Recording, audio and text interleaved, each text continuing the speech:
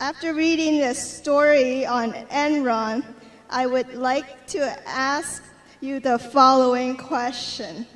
How does an entry-level employee in a large company find out if her employer operates with a long-term perspective and with honesty and integrity? Well, that's a very good question. I'm not sure I'm going to have an equally good answer. You pick up signals, or frequently you can pick up some signals about what is going on at the top of a business if you're at a lower level. But I would say it would be very easy to be easy to be fooled on that subject. Charlie and I would tend to be looking at things that they do in public in relation to their investors and the promises they make and all of that sort of thing. But I think that might be tough for people, and it wouldn't always give you a great guide. We've been suspicious of companies, for example, that place a whole lot of emphasis on the price of their stock. I mean, when we see the price of a stock posted in the lobby of the headquarters or something, things like that make us nervous. But I'm not so sure that's, that would be enormously helpful. So I guess you just have to sort of pick up from co-workers, publications, pronouncements of the leaders, the sort of culture that was being presented to them in the world, and you might get suspicious about it. But I don't think I have a really good answer for that. Do you, Charlie? No, it's obviously easy when you've got a caricature of a person like Bernie Ebbers or Kenny Lay. I think it's easy to say that you've got almost a psychopath in charge.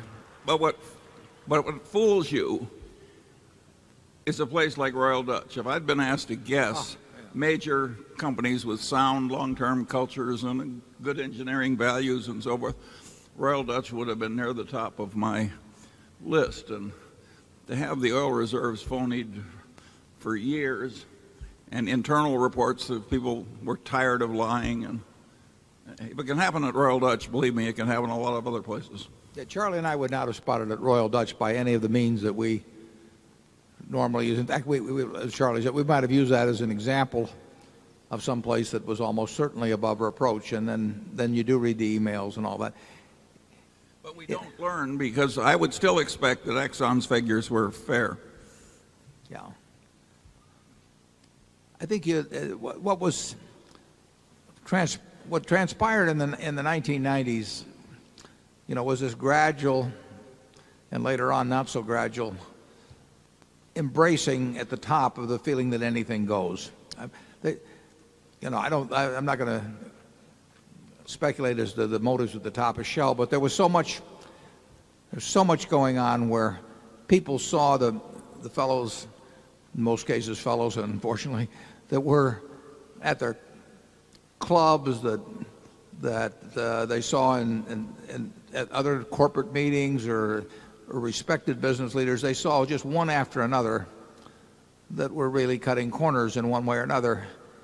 And situational ethics can take over in that. People do, I think they sink faster to a lower prevailing morality than they rise to a higher prevailing morality. But they do move in the direction of what they perceive to be the prevailing morality of those around them in many cases. And certainly the corporate world in the late 1990s particularly was extreme on that. And that leads me into, I ran into a friend at the lunch break who's involved in these matters, and he suggested, and I'm delighted to put in a plug to encourage all of you to write your congressmen and senators to give should be expensed, or whether whether Congress has got any business legislating on the question of what proper accounting is.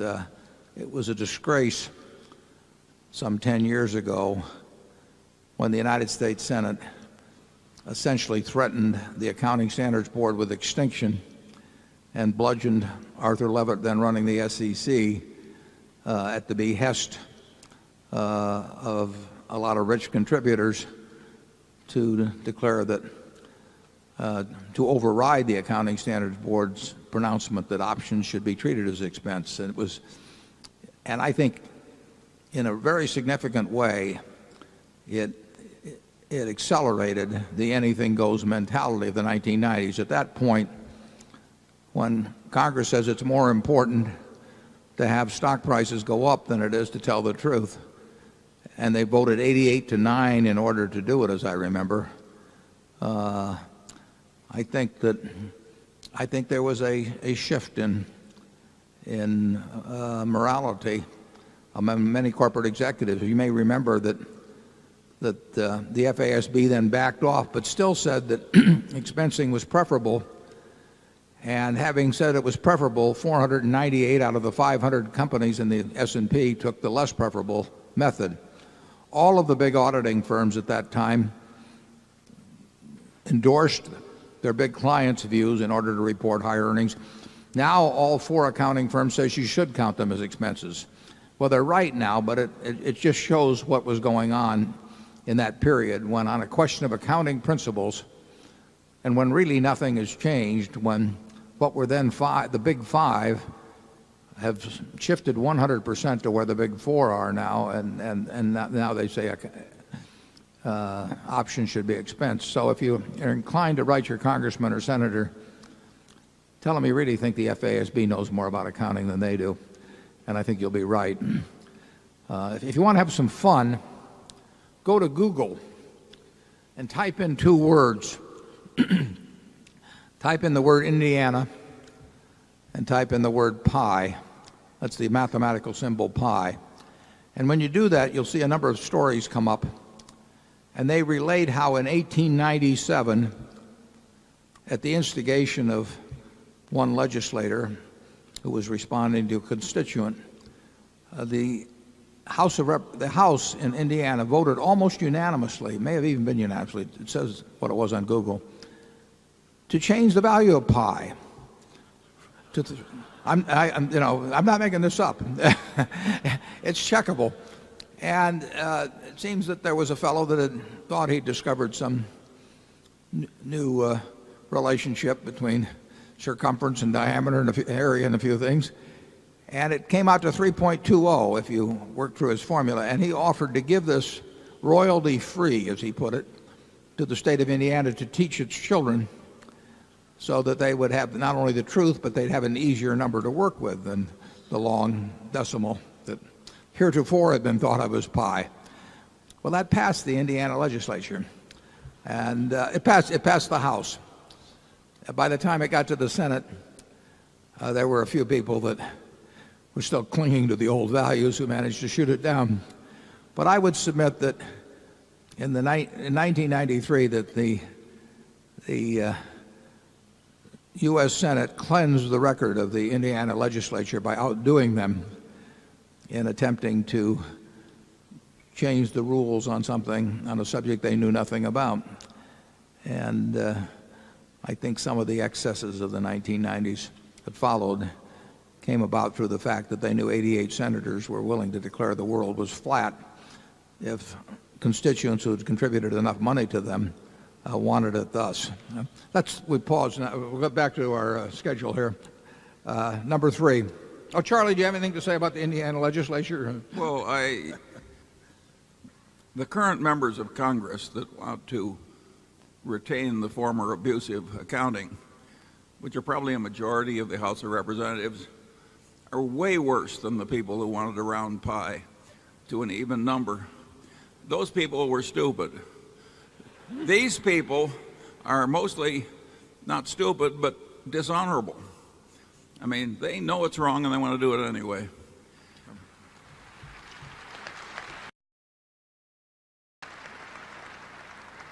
Let's go to number 3.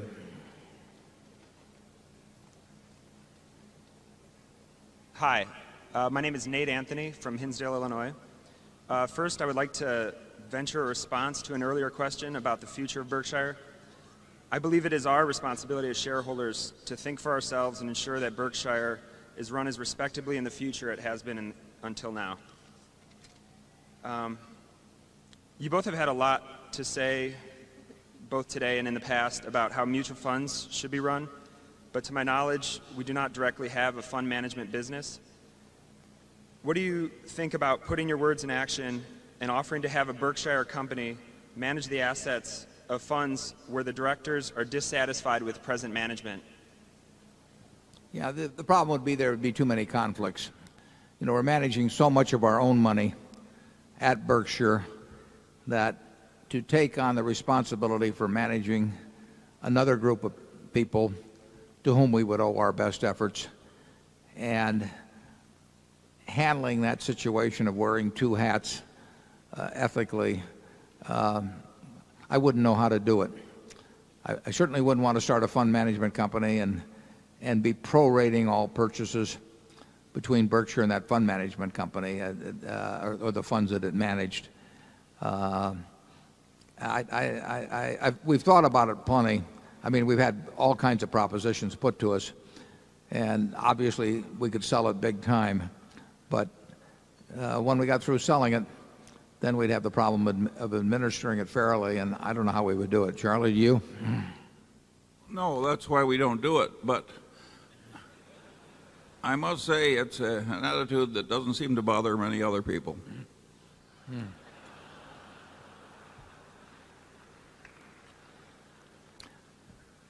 Microphone 4, please. Norman Rentrop from Bonn, Germany. 2 thanks and 1 question. My thanks go to both of you for allowing us investors to participate on equal terms with you. No management fees, no performance fees, no transaction fees.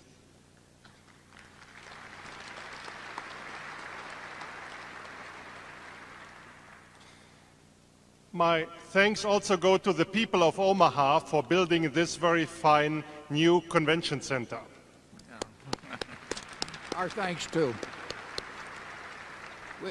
I'll interrupt you for just 1 second. We wouldn't be able to hold this meeting if we'd been limited to the facilities we had last year. Last year we had the biggest facility in town, and I was told that we have at least 19,500 people here, and that would have been many, many thousands beyond what we could have had last year. And this facility really does the job. Incidentally, it's known as the Quest Center. If you read about it in the paper, they seem to have some unwritten rule, or maybe it's a written rule, that they can't use the name. So you will not see that name in the paper for reasons that absolutely baffle me. But this is the Quest Center, and they've done a wonderful job with it, and Omaha has 19,500 people here today that otherwise might have to go to Kansas City. So thank you for thanking them, and now your question, please. My question is your outlook on buying companies. You have taught us when stocks are priced high and companies are priced low, then buy companies. In the 1960s and 70s, we did see the rise of the conglomerates. Then came in the pure industry plays. Now we see a huge amount of money in private equity. And somehow private equity is competing for buying companies. So my question is, what is your outlook on the future of the buyout and the buying company industry? Yeah, you're absolutely correct that the private equity funds are a form of competition with Berkshire in buying businesses. We don't really seek to buy businesses cheap because you're not going to get the chance to do that. We haven't been able to do that. We do get occasional chances to buy them at what we would regard as fair value. You'll never buy companies as cheap as stocks sometimes get. I mean, sometimes stocks sell for very low compared to intrinsic value. Businesses just don't do it. I mean, the reason is that the prices of stocks like those junk bonds we talked about earlier are set in an auction market, and that market can do extreme things, but businesses are sold in a negotiated transaction, and that doesn't get as extreme. Nevertheless, our strong preference, is that we would rather buy businesses at fair prices than stocks even a little cheaper. And the private equity funds are competition. On the other hand, we have bought a reasonable number of businesses in recent years, and we'll buy more in the future. If somebody wants what we are offering,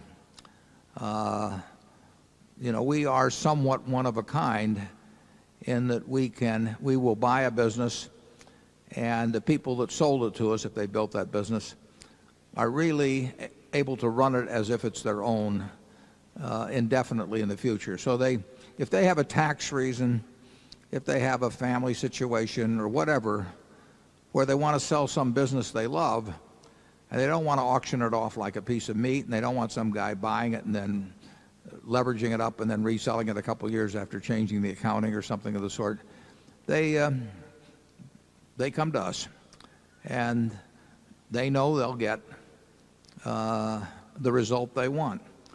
And that happens periodically. It doesn't enable us to buy super bargains or anything like that. It just doesn't work that way. But it does let us put the money to work at a sensible rate. There will be more people like that. Unfortunately, we need big businesses, and they don't come along every day. But as I've said, if you find that kind of an owner, if I owned a business that was big and that maybe my father had started, my grandfather had started, and I'd worked a long time for, but for one reason or another I had to monetize it, I would sell to Berkshire. It's very simple, because I wouldn't regard the carving up of it to get perhaps the highest a higher price, which might not be higher, but I wouldn't regard that as the ultimate goal in life. I think it's kind of crazy, to spend. I think it'd be kind of silly to auction off your daughter to whatever man is willing to pay the most for. And I feel the same way about a business you've created lovingly over decades and decades and decades. And we will buy some more. It's a matter of luck whether it happens in any given quarter or even in any given year. But there's really no one else can quite make the promises that we can make. I mean, the degree of ownership that I have in Berkshire and the way I've got it set up for the future where none has to be sold, my promises will probably be about as good as you can get in that arena.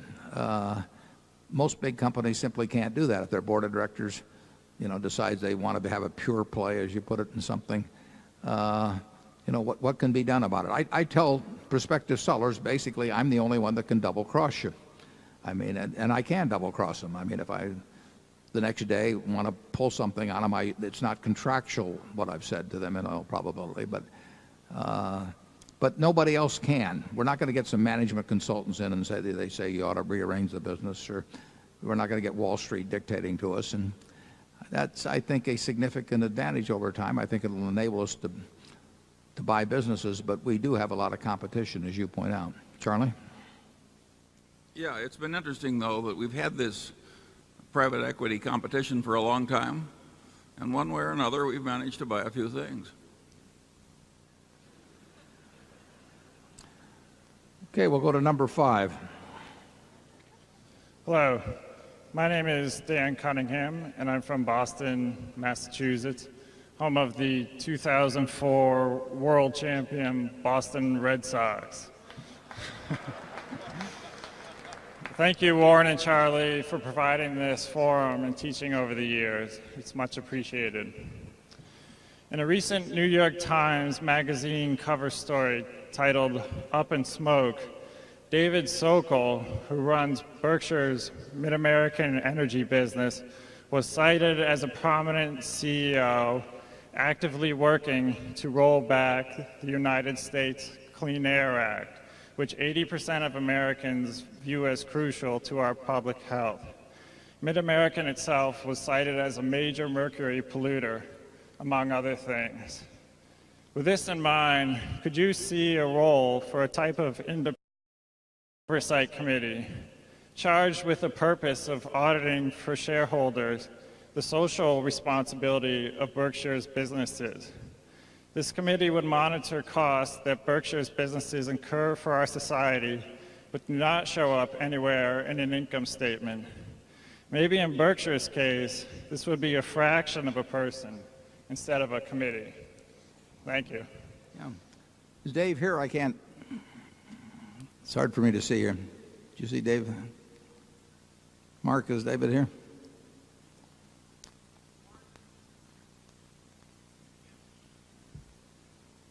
Yeah. If we'll go to it, yeah, he might. I'd like to have David respond to that because, I have seen Mid-America actually lauded in a great many respects. I did not see that particular article, but I know that if there were anything being done that had been judged wrong, I would have heard about it. So maybe David can address that if he will.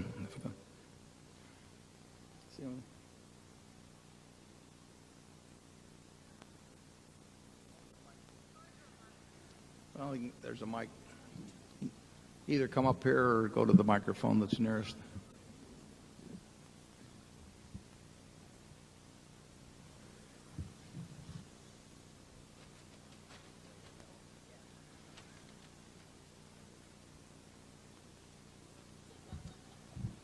Yeah, Warren, this is David. Okay.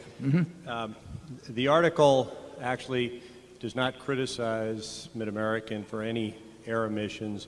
It criticized me for 2 years ago being a ranger in President Bush's election. For what it's worth, I'm no longer a ranger, but that was the focus of the article was energy CEOs trying to influence legislation. That's not why I was a ranger. And frankly, Mid-American's environmental policies, I think, rank among the best in the industry. Thanks, David. I've never seen any criticism of Mid-American. As a matter of fact, David, could you tell them what happened with that J.D. Edwards study just recently? Yeah, we were ranked nationally number 2 in the country for environmental reliability, availability, and customer satisfaction, number 1 in the Midwest out of 55 utility companies. Thanks, Dave. Number 6, please. Good afternoon, Mr. Buffett and Mr. Munger. My name is Van Argerakis. I'm from Omaha.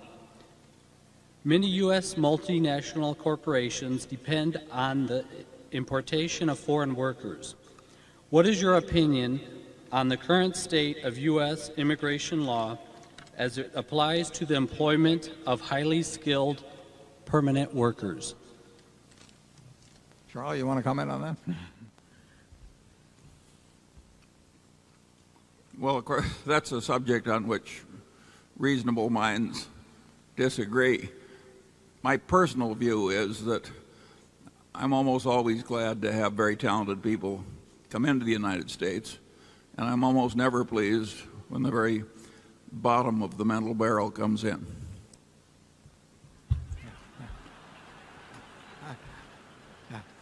We may differ just a bit on that one.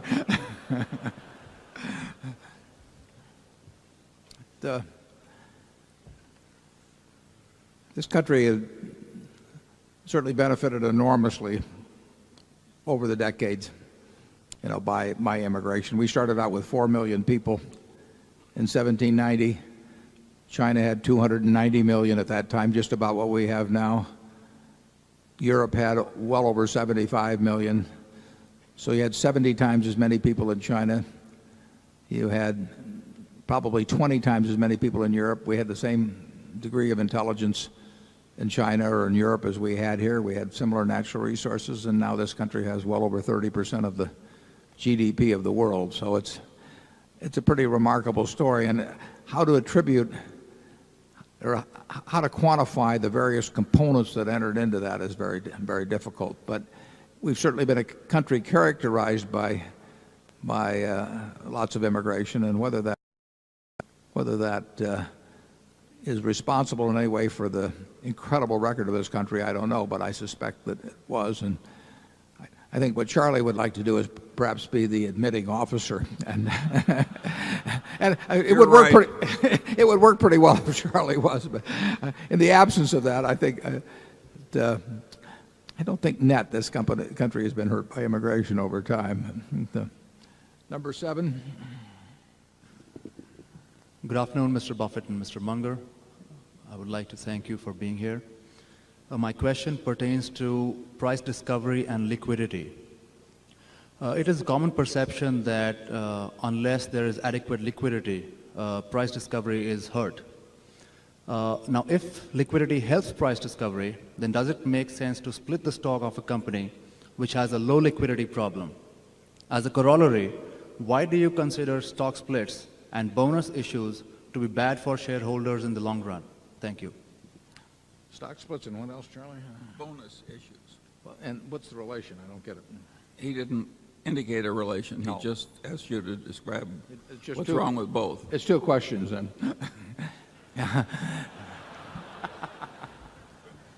Yeah. Well, we have explained how we think about stock splits. There's no religious view against them. We don't think companies that do them are evil or anything of the sort. We do think we've got the best group of shareholders in the world, and I think that a meeting like this, to some extent, is evidence of it. We've got people that are more in sync, I think, with the policies of the company. We certainly have people who are more long-term in their view of Berkshire, or their intentions regarding Berkshire. I think we have people that understand their investment in Berkshire better than, well, really better than any other large American corporation. We've got the lowest turnover of any large American corporation. Now, why is that? Well, people can buy stock in any company they want to. I mean, you could have bought stock in Berkshire or something else. But there's this self-selection process of who comes in, and there's a self-selection process of the people that just say, you know, that company doesn't interest me. And I would say that people who say they aren't interested in a stock that sells in the thousands of dollars a share, simply because it sells in the thousands of dollars a share, would not as a group be as intelligent and informed and long-term in their outlook and as in sync with the policies of management as this group. It's not a killer of a thing, obviously, but it's a sign, it's a symptom of people with a somewhat different attitude toward the stocks they own. Now, somebody is going to, if we have 1.5 million Class A equivalent shares, we have a little more than that outstanding, somebody's going to own them all. So it's just a question of who is attracted and who is repelled from your shares. And I think not splitting and some other things we do at Berkshire, a number of other things we do at Berkshire, has attracted a group of shareholders that really come the closest to an investment-oriented group as almost possible in a widely traded, widely available company. We like the group we've got. We're not looking for the people who think it would be a more attractive stock if instead of selling at 90,000 a share, it sold at $9 a share. Nothing wrong with those people, but they are, if we were choosing partners, we would choose the group we have over the people who think a $9 stock is a wonderful thing. Charlie? Yeah, and on the second part of that question, I think the notion which is taught in so much of modern academia that liquidity is this of tradable common stock is a great contributor to capitalism. I think that is mostly twaddle. The GNP of the United States grew at very good rates long before we had highly liquid markets for common stock. I don't know where people got that silly notion. I think the liquidity gives us these crazy booms, which have many problems as well as virtues. And in England, if you'll remember, after the South Sea bubble, England banned tradable common stocks for decades. It was absolutely illegal to have a company so widely held you got a liquid market in the shares, and England did fine during that period when you didn't have a stock. So if you think that liquidity is a great contributor to civilization, why, then you probably believe that all the real estate in America, which is relatively illiquid, hasn't been developed properly. The Keynes actually commented on the perversions brought about by liquidity. But of course, the truth is that Berkshire trades on average $50 million or so of stock a day. So there's very few people that are going to have any problem with Berkshire, the liquidity in the stock. But we're trying to create more of them. More people who have this big liquidity problem because they own so much stock. Let's go on to number 8, please. Hello there. This is Michelangelo from San Francisco. My general question is about how ethical concerns enter into your asset allocation decisions. So for example, I think there's some strong arguments that can be made that say classic Coke should never be part of anyone's diet. If such an argument could be made and you were convinced of it, would that change the way that you viewed Coca-Cola Company as part of your portfolio? Well, I think that's a hypothetical that simply wouldn't happen. I mean, I've been drinking 5 of them a day, and maybe it's the combination of that and peanut brittle, that does the job, but I just feel terrific.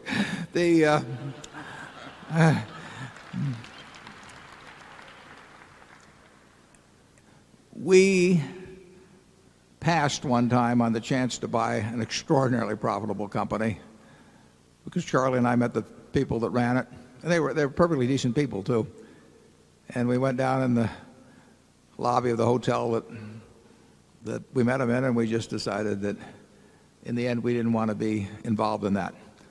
On the other hand, I would have bought stock as a publicly traded stock in the same company. Charlie will give you his view on that later. So I do not have a problem buying stock in companies, marketable securities, the bonds of companies in the market that engage in activities that I wouldn't probably endorse myself. I would have trouble owning outright and actually directing the activities of some of those companies. But any major retailer in this country is going to be selling cigarettes, for example, and if they're not declared illegal, it does not bother me to own. It would not bother me to own those retailers outright, or it does not bother me to own the stock. Yeah, but you wouldn't buy a company that made the tobacco and concocted the advertisements. No, I can't tell you perfectly why that. I mean, I can't tell you that that's the perfect line, or I can't tell you precisely why that's where I draw it. But I will tell you that is where I draw it. We would not be in the manufacture of it, but we owned stock at one time in R.J. Reynolds before it had the LBO. We owned bonds in it, and I would still be doing it if I liked either the bonds or the stock. We would not buy the manufacturer. And like I say, we walked on one that and we went down to the hotel to talk about it though too. So you'd have to say that we were thinking about it, but we decided not to do it. Charlie? We didn't think very long. Yeah. We don't claim to have some kind of perfect morals.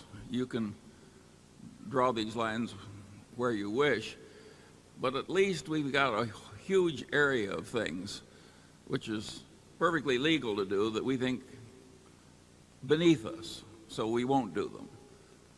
And we see more and more in America a culture where just anything that's unlikely to send you into prison, which looks like it'll make money, is okay.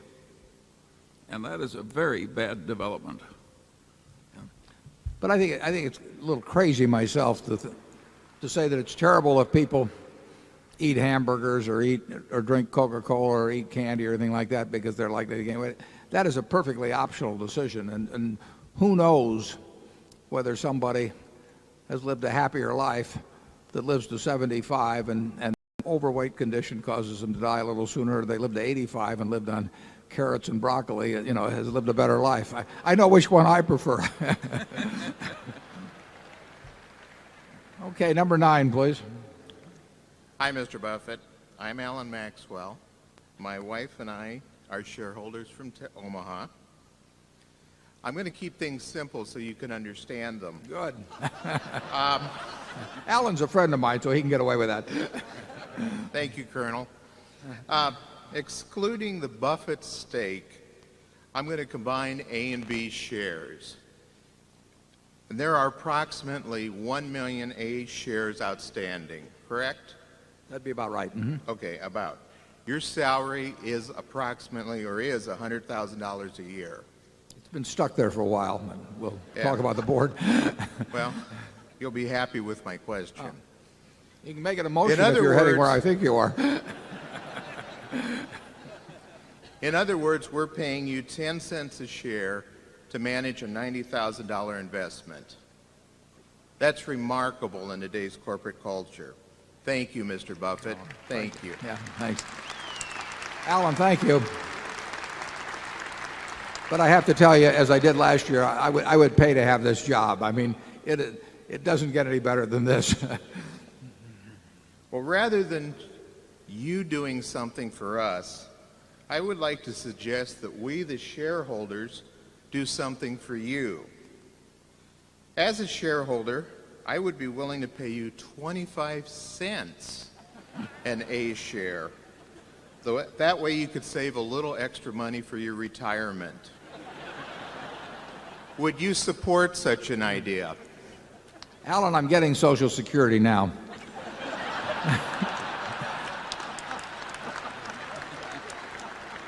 And that really pretty well takes care of things. My family would go crazy if I made any more money.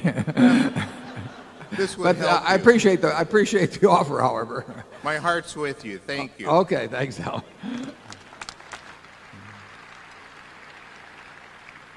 Let's go to number 10 and see if we can get 50 cents. How about $1? David Winters, Mountain Lakes, New Jersey. Thank you, Warren and Charlie, for a fabulous weekend and for the discussion about governance in the mutual fund industry in the shareholder letter.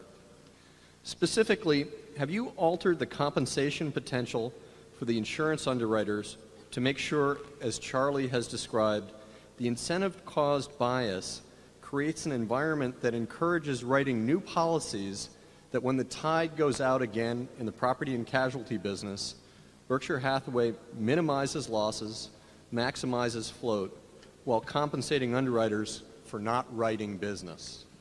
Well, thank you. That feeds into an interesting set of slides I've got, if I can find them here to tell the projector what to put up.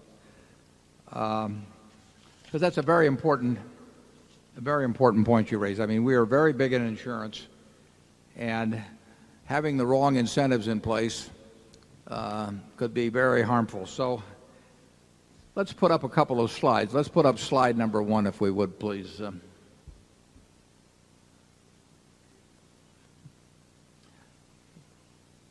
Slide number 1 is the situation at Berkshire, and Charlie, I'll give you one of these, but that's the situation at Berkshire shortly before we bought National Indemnity. There's our balance sheet there. And as you'll notice, we just had a few $1 million extra. We had about $20 million tied up in the textile business. And then I heard that Jack Ringwalt wanted to sell his company. Some of you here in the audience know him. For 15 minutes every year, Jack would feel like selling his company. He would get mad at something or other.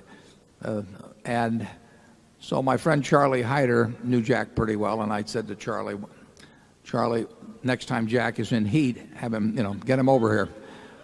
And so Jack, early in 1967, came by at 11:30, 11:45 in the morning, and said he'd had it with insurance and with the insurance regulators and everything he'd like to sell, so we bought it. That's when we really embarked on what has happened subsequently. As you can see from that slide, the following year the textile business made all of $55,000. So sticking with textiles would not have been a great idea. We spent $8.5 million to buy National Indemnity. Now, on the next slide, slide 2, record like has never been, I don't think there's another insurance company in the world that has a record like this. That's the premium volume of National Indemnity's traditional business. And you will see a company that went from 79 million in that first year of premiums. If you go all the way back to the time we bought it, it was 16 million, but by 1980 we're up to 79 million. And you will see that in what was known as the hard market of the mid-80s, we got up to 366 million. And then we took it down, not intentionally, but just because the business became less attractive, all the way from 366 million down to 55 million. And now the market became more attractive in the last few years, and it soared up to almost $600 million. I don't think there's a public company in America that would feel they could survive a record of volume going down like that year after year after year after year. But that was the culture of National Indemnity. It was the culture starting with Jack Ringwald, and it was the culture all the way through several other managers, Phil Leachy and Raleigh Miller, to Don Worster, who has done a fabulous job. And we don't worry about premium volume. But if you're not going to worry about premium volume, then you have to take a look at slide 3. Because if the silent message had gone out to our employees that unless you write a lot of business, you're going to lose your job, they would have written a lot of business. National Indemnity could write $1 billion worth of business in any month it wanted to. All it has to do is offer silly prices. If you offer a silly price, brokers will find you in the middle of the ocean at 4 in the morning. I mean, you cannot afford to do that. So what we have always told people in our insurance businesses generally, specifically at National Indemnity, is that if they write no business, their job is not in jeopardy. We cannot afford to have our unspoken message to employees that you write business or your job or the guy sitting next to you may be lost. So when we bulged up to 366 million, employment went up modestly.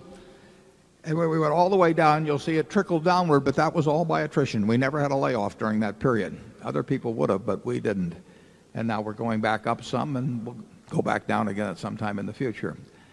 Now, if you go to the next slide, you'll see that created an expense ratio that went up dramatically, up as high as 41% in 1999 as volume shrunk back. And when we were writing a lot of business, our expense ratio was as low as 25.9. Now, some companies would feel that was intolerable, but what we feel is intolerable is writing bad business. And again, we can take an expense ratio that's out of line, but we can't afford to write bad business. For one thing, if you get a culture of writing bad business, it's almost impossible to get rid of. So we would rather suffer from the stand of having too much overhead than we would want to teach our employees that to retain their jobs, they needed to write any damn thing that came along, because that's a very hard habit to get rid of once you get hooked on it. Now, if we'll move on to slide number 5, you will see what the result has been of that policy. And it's been that we had a few years, bad years in the early 80s. That's what led to that hard market. But even with a high expense ratio, you'll see that we made money underwriting in virtually every year. You'll see the year 2001 at 108.4, but that will, in my view, that will come down. I think that will turn out to be quite a good year. These are that year is not fully developed yet. Now you'll see in 1980, in 86, we had this incredible year when we wrote at 69.3. That's a 30% underwriting margin. And the nice thing about it is we did it with the most volume we ever had to that point, 366 million. So we coined money when we wrote huge amounts of business, and we made a little money when we wrote small amounts of business. So it's absolutely imperative in our view, and I think we're almost the only insurance company like this, certainly public in the world, that sends the absolutely unequivocal message to the people that are associated with us that they will never be laid off because of lack of volume, and therefore we don't want them to write one bit of bad business. And we'll make mistakes, and we'll have a high expense ratio when business is slow, but we'll win the game. And that's what National Indemnity has done over a period of time. National Indemnity was a no-name company through a general agency system, which everybody said was obsolete. It had no patents, no real estate, no copyrights, no nothing that distinguished it essentially from other insurance, dozens of other insurance companies could do the same thing. But they have a record almost like no one else's because they had discipline. They really knew what they were about, and they've stayed with that. In fact, they've intensified it over time. And their record has left, other people in the dust. It wouldn't be a record you would point to Wall Street. If you went to Wall Street with that record alone in 1990 or 1995, they'd say, "What's wrong with you?" But the answer is nothing's wrong with it. And you put your finger on having the incentives in place to write the right kind of business for the shareholders at Berkshire. And we try to think those things through. I mean, you can't run an auto company without having layoffs. You can't run a steel company this way. But this is the right way to run an insurance company. And that's why these cookie cutter approaches to employment practices or bonuses and all that are nonsense. You have to think through the situation that faces you in a given industry with its given competitive conditions and its own economic characteristics. Charlie, you want to comment on that? Well, the main thing is that practically nobody else does it. And yet, to me, it's obvious it's the way to go. There's a lot in Berkshire that is like that. It's just a little different from the way other people do it. Partly the luxury of having a controlling shareholder of strong opinions. That accounts for this. It would be hard for a committee, including a lot of employees, to come up with these decisions.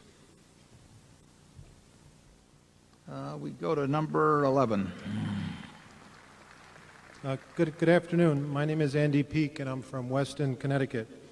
As a keen China watcher, I was very interested in your PetroChina investment. Could you please tell us more about your thought process on investing in a complicated, opaque country like China and PetroChina? Yeah, PetroChina itself is not a complicated or opaque company. The country, has obviously different characteristics in many respects than the United States. But the company is very similar to big oil companies in the world. PetroChina may have been the fourth most profitable oil company in the world last year. I may be wrong on that, but they produce 80 or 85% as much crude daily as Exxon does, as I remember, and it's a big company, and it's not complicated. I mean, obviously a company with 500,000 employees and all of that, but a big integrated oil company. It's fairly easy to get your mind around the economic characteristics that will exist in the business. And in terms of being opaque, actually their annual report may well tell you more about that business, than you will find from reading the reports of other oil giants. And they do one thing that I particularly like, which other oil companies don't, at least to my knowledge, is that they tell you they will pay out X percent. I think it's 45% of their earnings, absent some change in policy. But I like the idea of knowing in a big enterprise like that 45% of what they earn is going to come to Berkshire, and the remainder will be plowed back. It was bought not because it was in China. It was bought simply because it was very, very cheap in relation to earnings, in relation to reserves, in relation to daily oil production, in relation to refining capacity, whatever metric you want to use. It was far cheaper than Exxon or BP or Shell or companies like that. Now you can say it should be cheaper because you don't know what will happen with it 90% owned by the government of China. And that's obviously a factor that you stick in valuation. But I did not think that was a factor that accounted for the huge differential in the price at which it could be bought. And so far it looks okay on that basis. We aren't there because it's China, but we're not avoiding it because it's China either. We stick in a fairly appropriate number. But if you read the annual report of PetroChina, I think that you will have as good an understanding of the company would if you read the annual report of any of the other big oil majors. And then you would factor in your own thinking about whether there could be some huge disruption in Chinese-American relationships or something of the sort where you would lose for reasons other than what happened in terms of world oil prices and that sort of thing. But we're happy with it. And Charlie? I've got nothing to add. If a thing is cheap enough, obviously you can afford a little more country risk or regulatory risk or whatever. This is not complicated.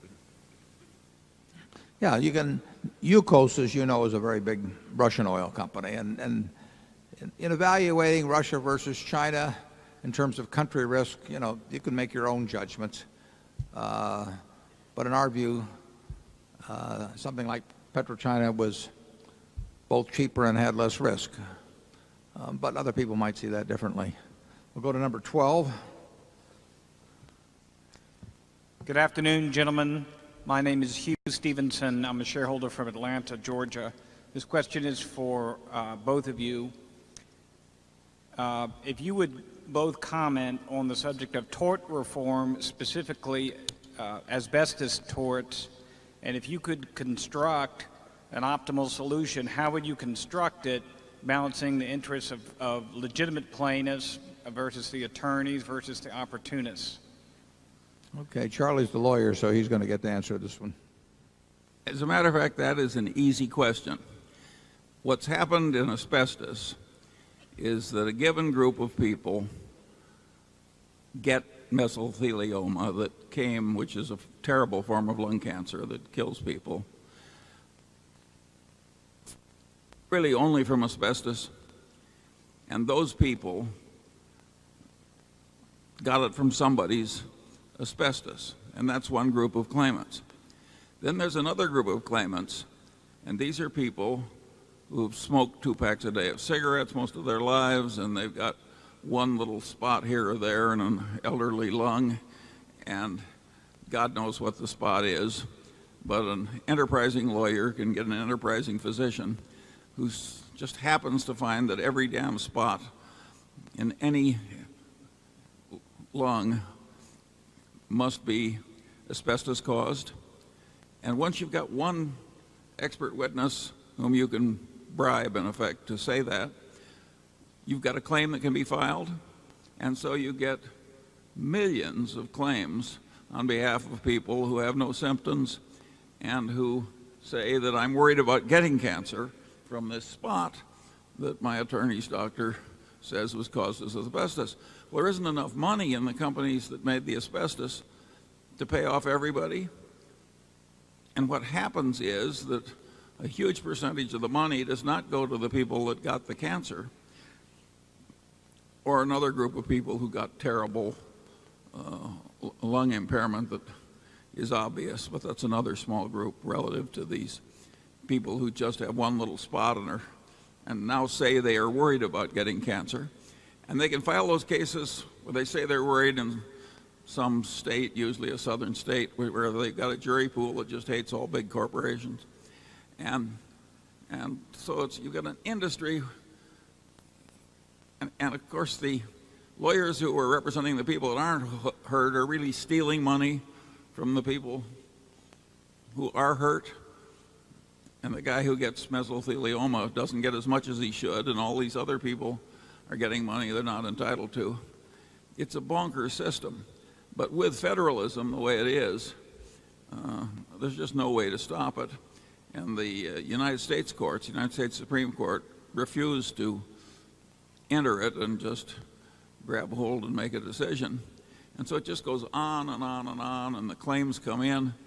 I think the Manville Trust had more new claims come in last year than in any year in history. That's correct. And they have mined and sold asbestos for the last time, 35 years ago?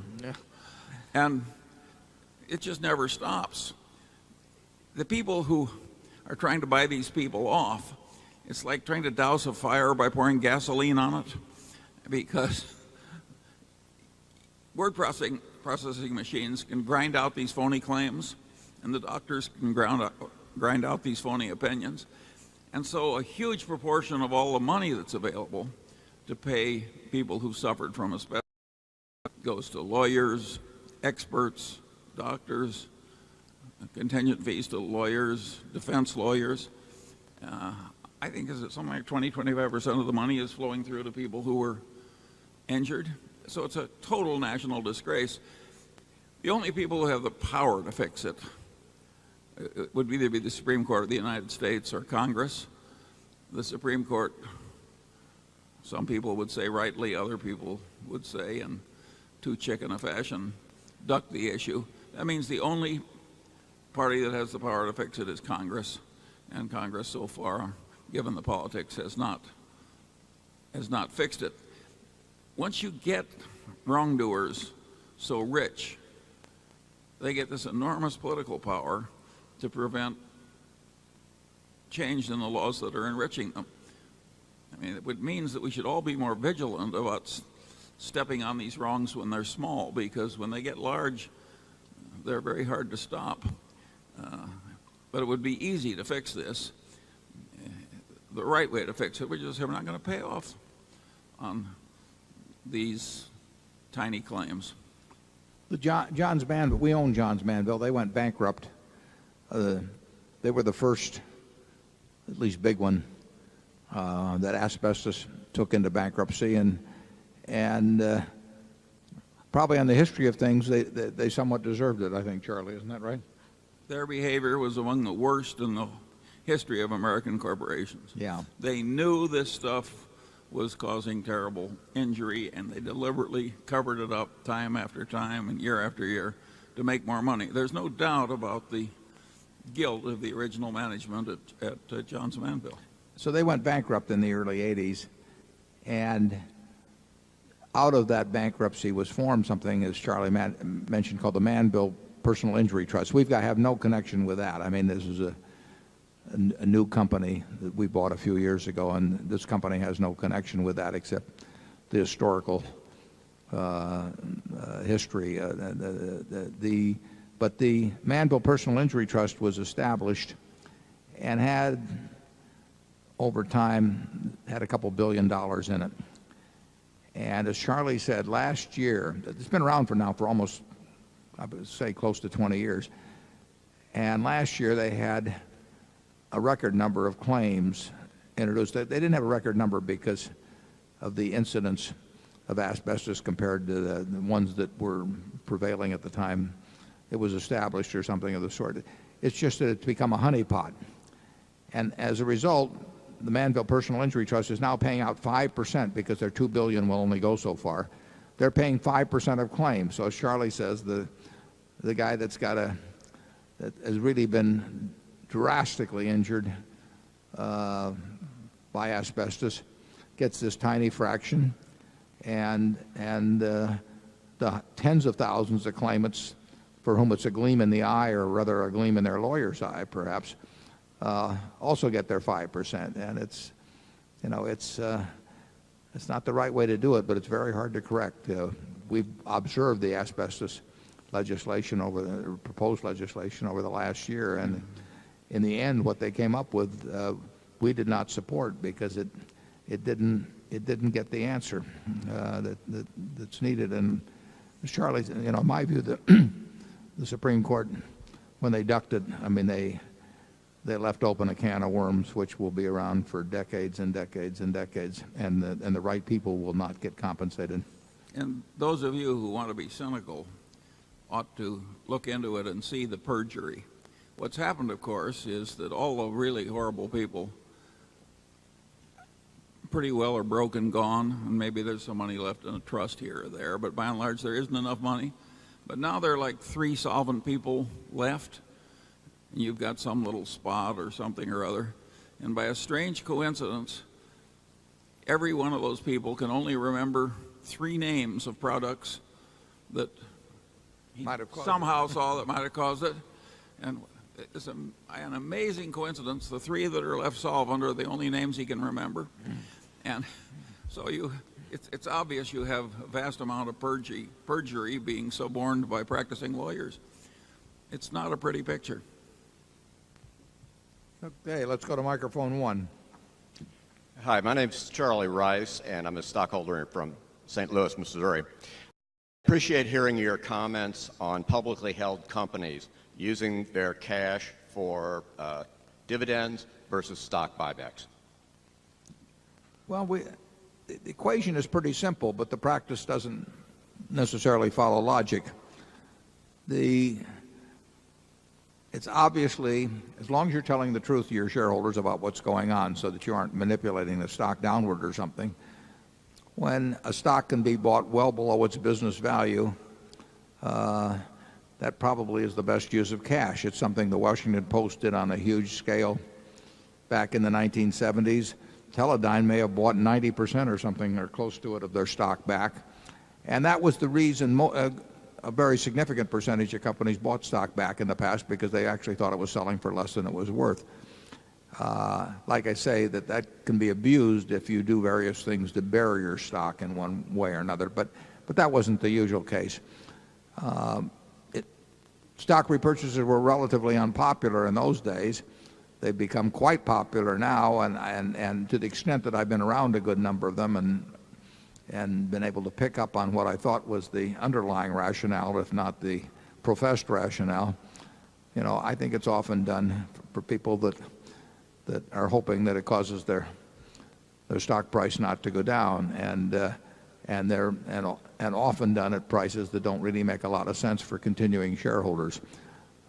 If we wanted to return a bunch of cash to shareholders, we would, if our stock was undervalued, we would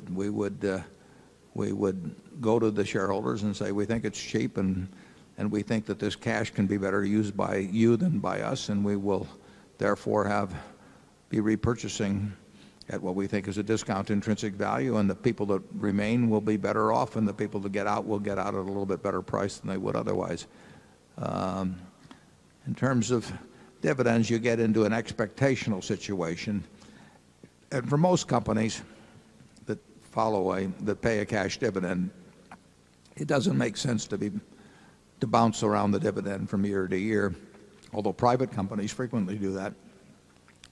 And we do it ourselves with our subsidiaries. Some subsidiary can pay us a lot of money one year and not so much money the next year. But with public companies, a lot of people do buy stocks to obtain dividends, and they hope for regularity, and there's a signaling aspect to it and everything. So I would say that once you establish a dividend policy with a public company, you should think a long time before you change that policy in a material way. But I think the best use of cash, if you don't have a good use for it in the business, if the stock is underpriced, is to repurchase it, and if it's overpriced, you got no business buying in a single share. But a lot of companies do it. Charlie? Yeah, dividends are a very interesting subject. If you count the unnecessary stock trading and the cost of investment advice and the cost of making a lot of errors and the trading costs in and out, I don't think it would be too extreme to say that now the total amount that's paid out in dividends is roughly equal to the amount that is wasted in all this trading and investment advice. So that the net dividends that come to the shareholders are approximately zero. This is a very peculiar way to run a republic, and very few people comment about it. Yeah, actually, I did in an article some time ago in Fortune. The frictional costs to American shareholders in sort of changing shares for all American business as a whole, those frictional costs are probably not much different than the entire amount paid out by American corporations. So, but getting to the individual corporation level, a company that expects to regularly earn more than it can profitably employ in its business should be paying out dividends. Take a subsidiary of ours like See's Candy. We would love to expand See's Candy to double or triple its present size, but it doesn't work. We've tried it a lot of different ways. So it should be paying out its earnings. If it was a public company, and it was at one time, you could argue that something approaching a 100% payout would make sense there. But most management's worrying about earnings falling off at some time in the future would rather establish a lower level and therefore ensure regularity of dividends by going with with a conservative level.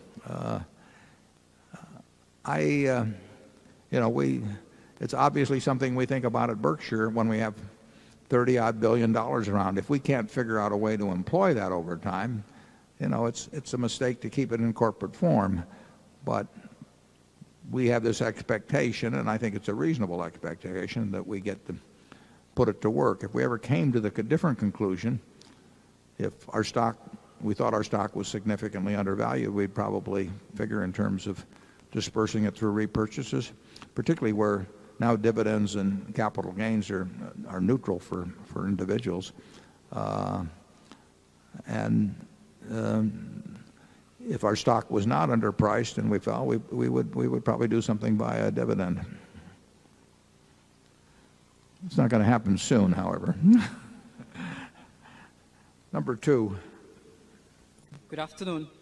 My name is JP, as in Justice of Peace or Jello Pudding. My last name is Tan, as in suntan. I flew in from the suntan city of Orlando, Florida, where an elderly man told me JP Tan stands for just perfect tan. Mr. Buffett, allow me to give you a big thank you before I ask my question.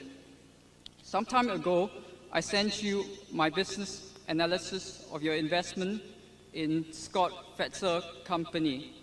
I was not sure if you would even bother to read it.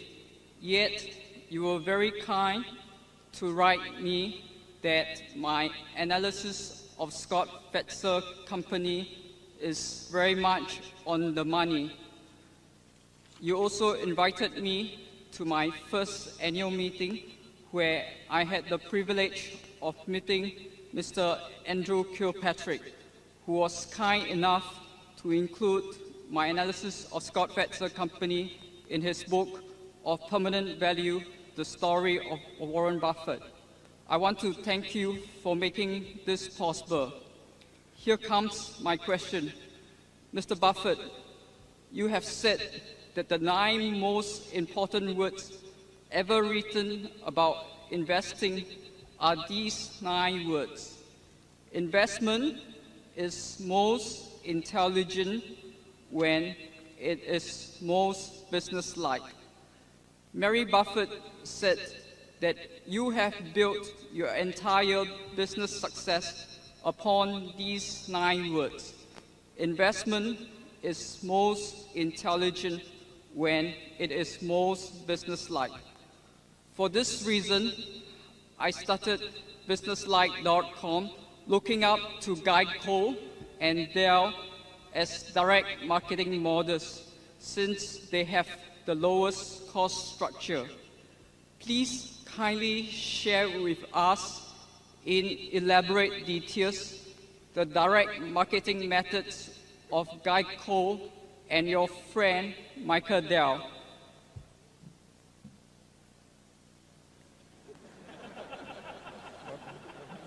He wants you to analyze the marketing methods of Geico, the direct marketing methods of Geico and Dell. Yeah, well, I'm not as familiar with Dell as I am with Geico. The idea of direct marketing in auto insurance at Geico came from Leo Goodwin, who and his wife Lillian, who had come from USAA, and USAA was set up some years. Geico was set up in 1936. USAA was set up, I believe, in the early 20s. Because military personnel moved around a lot and they had trouble getting auto insurance. And a great organization was established. Leo Goodwin took that idea and decided to broaden it beyond the officer ranks of the military, and first went to government employees generally, and now that's been extended dramatically over the years to the American public as a whole. It's a better system. You know, if you go back 100 years, auto insurance, when the auto first came in, was sold by the casualty affiliates of the big fire companies. That's in the 1800s, the major insurance companies were fire companies, and casualty insurance was something that came along later. And it was sold through a system whereby the agent got large commissions, where there were sort of cartel-like rates established through something called a bureau. And that system prevailed for several decades. And then State Farm came along, formed in the early 1920s, a farmer from Myrna, Illinois, in his 40s, no background in insurance, no capital, but he came in with the idea of having a captive insurance agency force, and that brought down costs somewhat. And State Farm in time became the largest auto insurer in the country, and Allstate, which followed that system, became the second largest. And that was a better system, a better mousetrap. And then USAA, followed by Leo Goodwin at Geico, came along with a direct marketing operation that bypassed the agent and brought down costs further. Now, every American family virtually wants to have a car. They don't want to have insurance, but they can't drive the car without insurance. So they're buying a product they really don't like very well. It costs them a significant part of their family budget, and cost therefore becomes very important. It's not a luxury item. It's a mandatory item virtually. And saving significant money makes a real difference in a lot of household budgets. So the low cost is going to win. And our direct operation, Progressive has a wonderful direct operation competing with us. We're the two that will be slugging it out over the years, is a better system, and better systems win over time. Now, I'm not that familiar with Dell, but I have the impression that Dell is a very low-cost operation, enormously efficient, very low amounts of inventory, and I would hate to compete with them. If they turn out a decent competitive product at the best price, that system will win.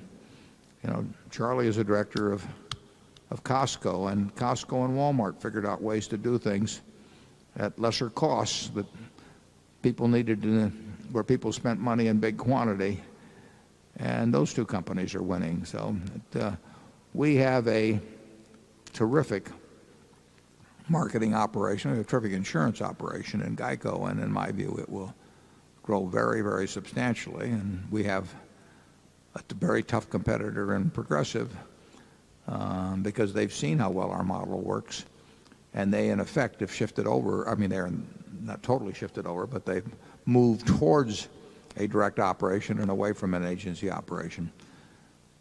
It's always a good idea to go with a low-cost producer over time. I mean, you can mess it up in other ways, but being a low-cost producer of something that's essential to people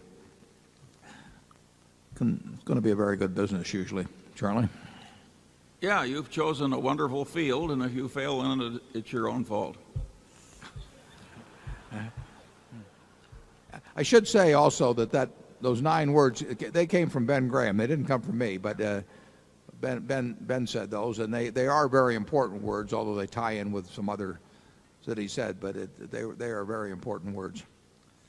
Warren, I want to make an apology too, because last night I said that some of our modern business tycoons, and I remembered particularly Armand Hammer, were the type that when they were talking they were lying, and when they were quiet they were stealing.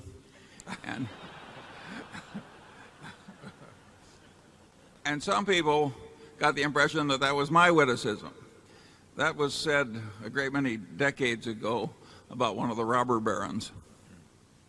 Well, if we start confessing here to the number of quotations we've stolen, we'll be here all afternoon. So let's go on to microphone 3. Good afternoon. My name is Matt Lynch, and I'm from Palo Alto, California. Mr. Buffett, a couple of times today you alluded to Google and its co-founders. I was hoping you could share with us your thoughts and reactions to the owner's manual the co-founders included in Google's S1 filed last week, especially in light of the similarities and differences between it and that of Berkshire Hathaway. Well, that's a real softball for me. Obviously, I'm very pleased that the Google, the fellows at Google decided, and they say it was, I think they used the word inspired by the Berkshire owner's manual, and it obviously pleases us enormously that other people think that it's a good idea to talk to their owners, or in their case their prospective owners, in a very straightforward manner. If you buy into Google, having read their owner's manual, I think you'll know the kind of people you're associating with. You'll know what they will do and won't do. It's the kind of thing that one person would say to another if you were setting up a partnership, and you said, I'd like you to join me in a partnership. I need your money, and here's the way we're going to do business. And I think more companies, obviously, I think more companies ought to do it. It's been simple for us at Berkshire. We've had these principles in mind for a long time, and we really want people to understand those principles before they join with us. And the Google fellows, in a very straightforward manner, I liked their prose. Doesn't mean I agree with every idea they have, but I do know what ideas they do have, and I hope more companies sign on for that sort of thing. Charlie? Well, most of the world does not in any way imitate Berkshire Hathaway. This is a quirky few. There may be 19,500 of you that came, but it's still a quirky few by the standards of the country. And what's interesting about Google is that those two guys who created that are two of the smartest young men in the whole country. And it's much more fun to be copied by people that smart than we even think they were smarter than we thought they were last week. Yeah, we now think they're a lot smarter. Yeah. It's going to be a lot of fun to watch that.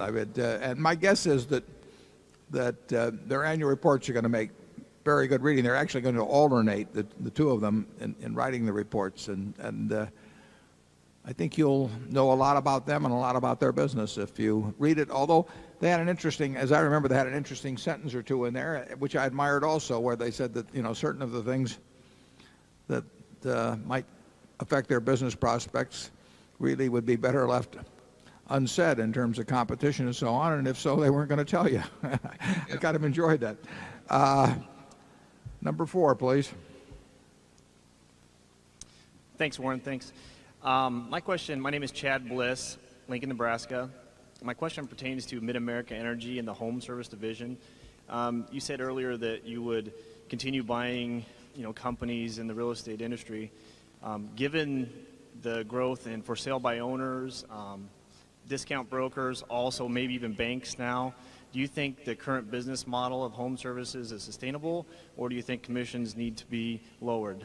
Yeah, I really do think it's sustainable. It's a good question. In fact, I forget where I saw the article a few weeks ago, maybe in the Sunday New York Times, about Barry Diller's interest, I think through LendingTree, on the internet. And there have been a lot of real estate sales related operations that have been on the internet, and the internet is a threat to any business, including real estate brokerage. But when I think about the process of buying a home and the degree of personal involvement involved in that,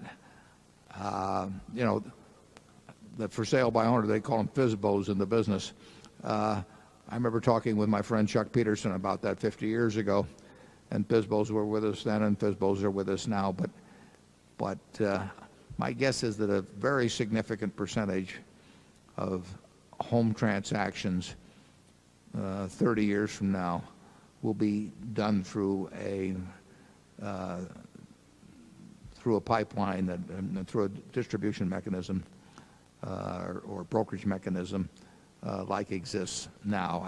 I do not see it changing dramatically, although there are people that are going to try and change it dramatically. So you've got competitors. But I love the idea of expanding home services. Charlie? Well, you tried to change it once yourself dramatically right here in Omaha, and you fell on your ass. his memory's better than mine. He tried to take away a good part of the home advertising business from the World Herald to, your then little newspaper. Right, it was very thin, yeah. Yeah. And it didn't work worth a damn. Yeah. And, that's the last time I call on him. Let's go to number 5. Mr. Buffett, Mr. Munger, I'm Tim Medley from Jackson, Mississippi. Recently, Mr. Philip Fisher died.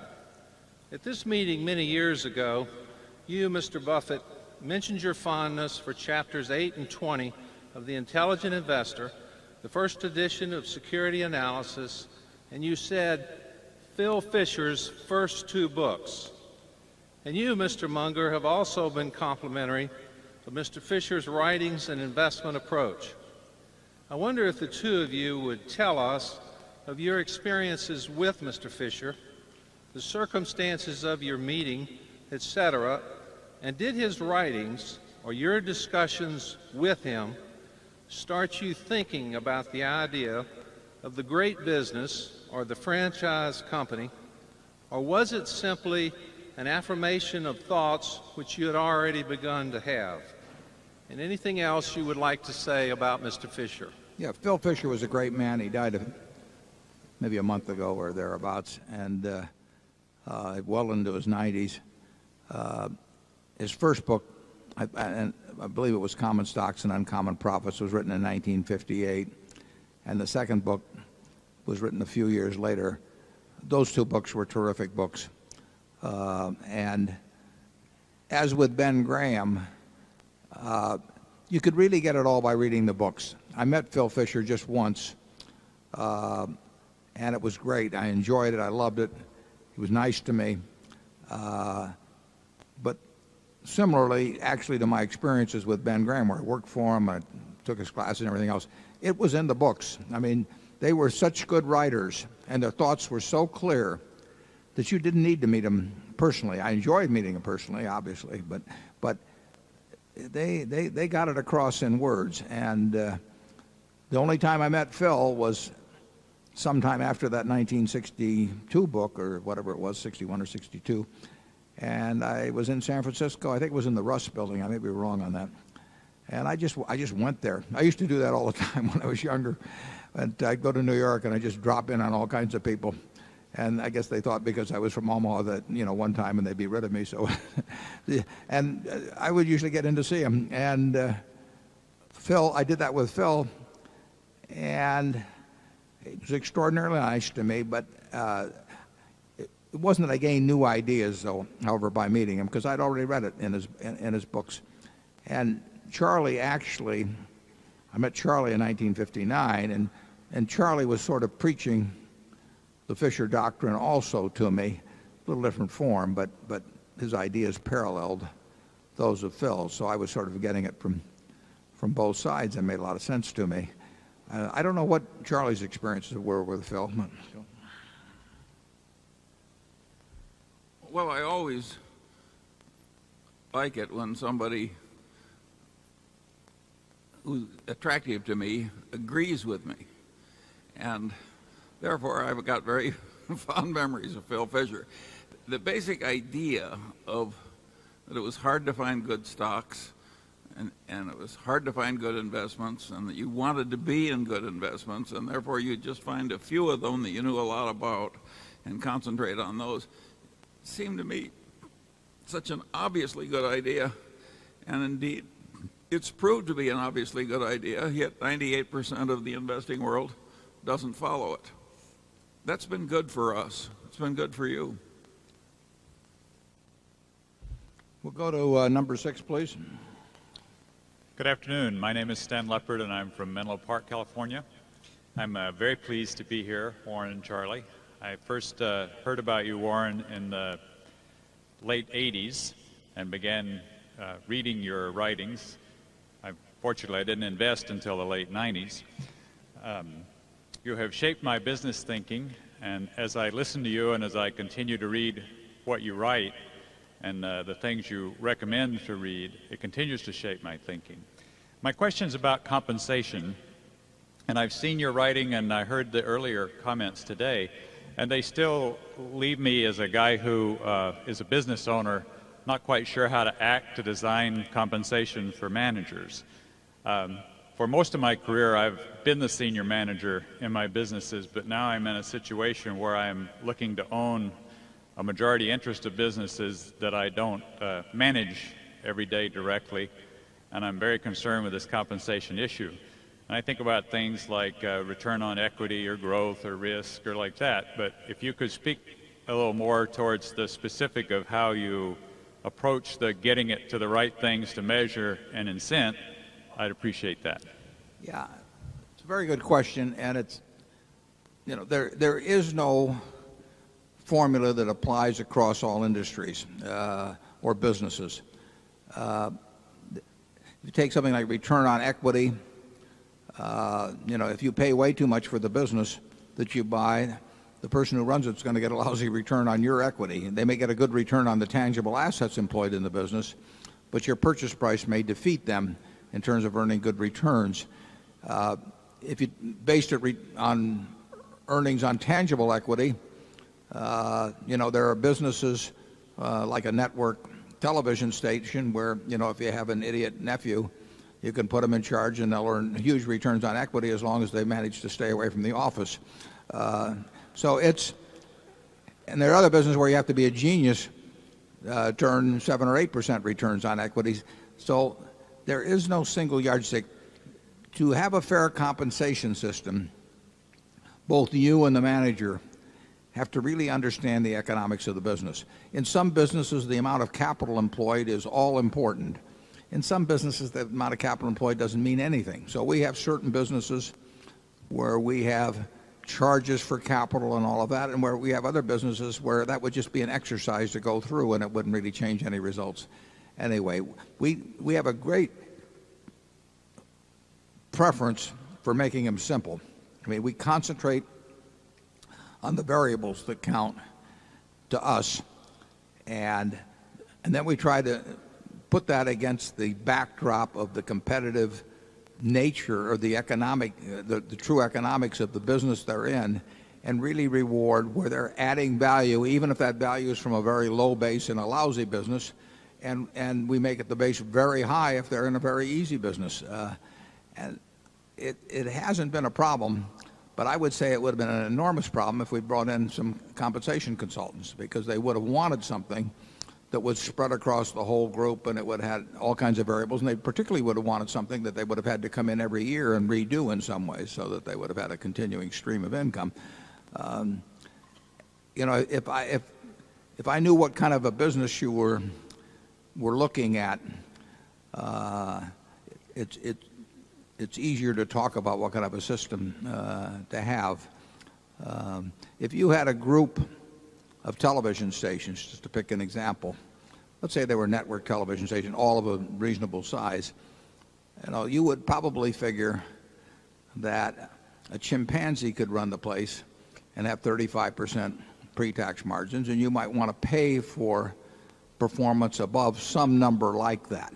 But it's silly to have something that starts at 10% or 15% when you do that, and a lousy manager will always suggest an arrangement like that.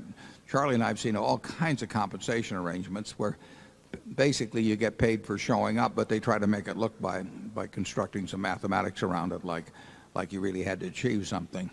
But in the end, if you get a great manager, you want to pay him very well. You know, we've got great managers, for example, at a place like Mid-American, and somebody mentioned that there's a big carrot out there for them if they achieve the results that we've set out, and that will be a check I'll be very happy to write.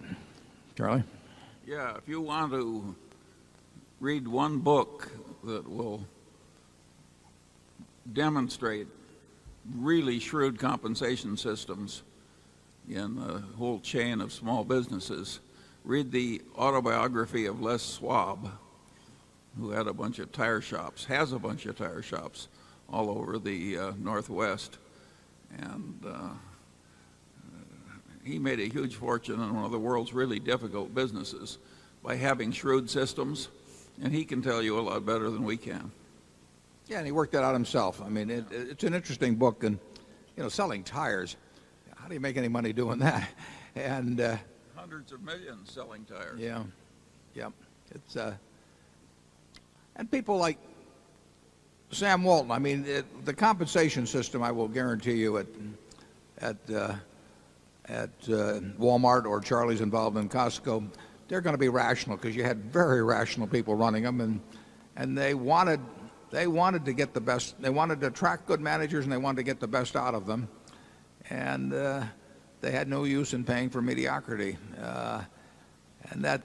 But that does require a knowledge of the business. I mean, you don't want to let, if you don't understand a business, you're going to have a problem with both the manager and the consultant in terms of getting flim-flammed on how you pay people. Number 7. Good day. My name is Martin Krawitz. I'm a shareholder from Sydney, Australia. And thank you so much for some of your wonderful hospitality here. We've had a chance to get on some of Omaha's 65 golf courses, and it's just great being in the second best country in the world. My question to you, sir, is regarding to IPOs. We had one of the authors about a book on yourself visit us in Sydney last year, and apparently you dislike IPOs. My question is, there are some really poor businesses that try and get passed off, but there are some good ones. There's some government privatizations or decentralizations. The demographics of baby boomers, and we have some friends wanting to exit some really good businesses. Could we as investors and Berkshire Hathaway not apply some of your disciplines to look at investing in some of these? And finally, would your answer be different in its applicability to Berkshire Hathaway as a company as opposed to us as investors? Thank you, sir. Charlie? Well, the first question, is it entirely possible that you could use our mental models to find good things to buy among IPOs? The answer is sure. There are a zillion IPOs every year, and buried in those IPOs, I'm sure there are a few cinches that a really intelligent person could find and pounce on. So, welcome. But the average person buying IPOs is going to get creamed. So, if you're talented enough, why, sure, that will work. The second question, I forget. About the government offerings, or was it? About government spin-offs? Give him the spotlight again. There he is. What was the second question? It was just, would the attitude of Berkshire Hathaway be different as opposed to investors? Thank you. Yeah, because the IPOs are normally small enough so that they won't work for us, or they're high-tech where we couldn't understand them. And so, by and large, if Warren is looking at them, I don't know about it. Yeah, I mentioned earlier how an auction market prevailing in the stock market will offer up extraordinary bargains sometimes, because somebody will sell 0.5% or 1% of a company at a price that may be a quarter of what it's worth, whereas in negotiated deals you don't get that. An IPO situation more closely approximates a negotiated deal. I mean, the seller decides when to come to market in most cases, and they don't pick a time necessarily that's good for you. So I think it's way less likely that in scanning a list of 100 securities that are trading in the auction market, in the 100 IPOs, if you scan 100 IPOs, you're going to come up with something cheaper than scanning 100 companies that are already trading in the auction market. It is more of a negotiated sale, and negotiated transactions are very hard to get bargains. If you take the houses in Omaha, somebody that lives next door to somebody who sold their house for $80,000 and their house is more or less comparable, they're not going to sell it for $50,000. It just doesn't happen. People are, it's too important an asset, and they're cognizant of what it brings, what is being brought for similar properties. That's what happens in negotiated sales. Now, if on the other hand, there was a whole bunch of entities that own 1% of each house in Omaha, and you had an auction market in those 1 percentage points, they might sell at damn near anything, and occasionally they sell at crazy prices. So you're in my view, you're way more likely to get incredible bargains in an auction market. It's just the nature of things. And the IPO is closer. Sometimes there will be IPOs in terrible markets, and they may come very cheap. But by and large, that is not when IPOs come. They come when the seller thinks that the market is ready for them, and they come with an informed seller thinking it's a pretty good time to go public, and that you'll make better buys, in my view, in an auction market. Number 8. Good afternoon, Mr. Buffett, Mr. Munger. My name is Mark Stender from San Francisco. My question involves, if you live in California, which I understand you do some time of the year, it's almost mandatory that you shop at Whole Foods markets. They sell a lot of organic food there, and I was wondering if anyone ever tried to feed you organic food or organic food stock. I've never been near the place, but Charlie, who I've never thought of as a health nut, but he may have some comment to make on this being a Californian. No, my idea of a good place to shop is Costco. Costco has these heavily marbled fillet steaks in the finest grade, and the idea of eating a little whole grain whatever or washing it down with some carrot juice has just never appealed to me. We don't have a lot of arguments between the two of us about where to eat. Number 9. Hello, thank you. I'm Sherman Silber from St. Louis. I'm a fertility doctor in St. Louis. We kind of view ourselves as the Berkshire Hathaway of infertility treatment. We don't know anything really about business. We're doctors and scientists. And so first, I'd just like to say I really appreciate the people that you have on your board and would like to keep it that way, because we do know a lot about character, and I'm happy to have our savings safe with you and the people of character that represent the company.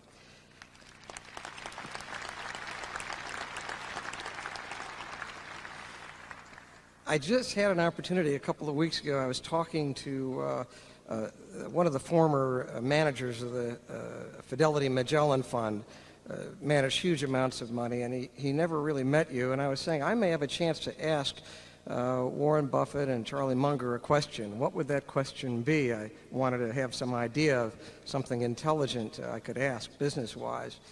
And he thought if he had the opportunity to talk to you, the best thing is to give you what would sound like a softball question, because you could maybe bring more profoundness to this than we hear usually. In view of the Iraq War, consumer debt that's increasing, declining job growth, declining pay in the jobs that are growing, prospects of increased interest rates, he has this view that the next 5 to 10 years are going to be very difficult. What would your view be about the investment future for the next 5 to 10 years in view of all these negative factors going on? That's too soft for me. I think Warren should take that. Well, I would say that at any given point in history, including when stocks were their cheapest, you could find an equally impressive number of negative factors. I mean, you could have sat down in 1974 when stocks were screaming bargains, and you could have written down all kinds of things that would have caused you to say, the future is just going to be terrible. And similarly, at the top, or any time you can write down a large list of things that would be quite on the bullish side.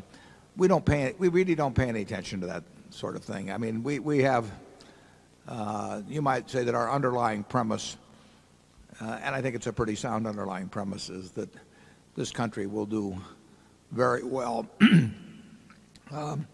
And in particular, it will do well for business. Business has done very well. You know, the Dow went from 66 to 10,000 plus in the 100 years of the 20th century, and we had 2 world wars and nuclear bombs and flu epidemics, and you name it, Cold War. There's always problems in the future. There are always opportunities in the future, and in this country, the opportunities have won out over the problems over time, and I think they will continue to do so absent weapons of mass destruction, which is another question, and business won't make much difference if anything really drastic happens along that line. So I can't remember any discussions Charlie and I have had ever going back to 1959 that where we would have come to the conclusion at the end of them that we would have passed on a great business opportunity, a business to buy because of external conditions, nor did we ever buy anything that we thought was mediocre simply because we thought that the world was going to be wonderful. It won't be the American economy, in my view, that does in investors over a 5 or 10 or 20-year period. It will be the investors themselves.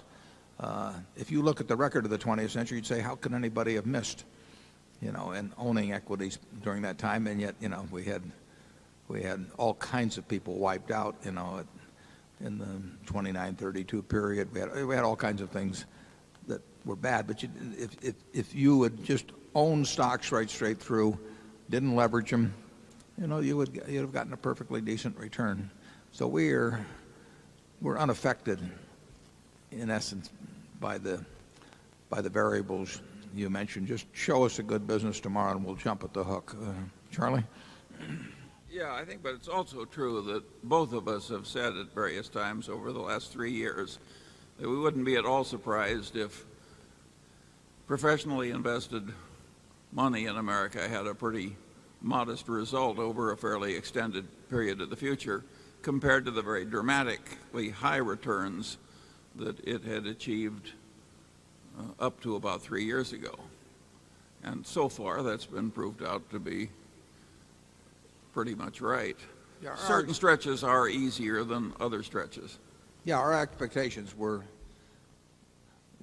more modest than most people's a few years ago. We didn't say the world was coming to an end or anything. We just said that people had gone crazy in certain sectors, and that anybody that thought that you could sit at home and day trade and make double-digit returns over time or do anything, or that you were entitled to that, by just sticking a little money in your 401k or something, was really living in a fool's paradise. But that was never accompanied by any predictions of disaster for the American economy as a whole or for American business as a whole. People get crazy notions from time to time in financial markets. I commented on this earlier, but they just believe things that it's hard to understand how they can believe. Now, to some extent, they get sold that by other people. But American business really has never let investors down as a group, but investors have done themselves in quite frequently. Number 10. Sam Kidston from Cambridge, Massachusetts.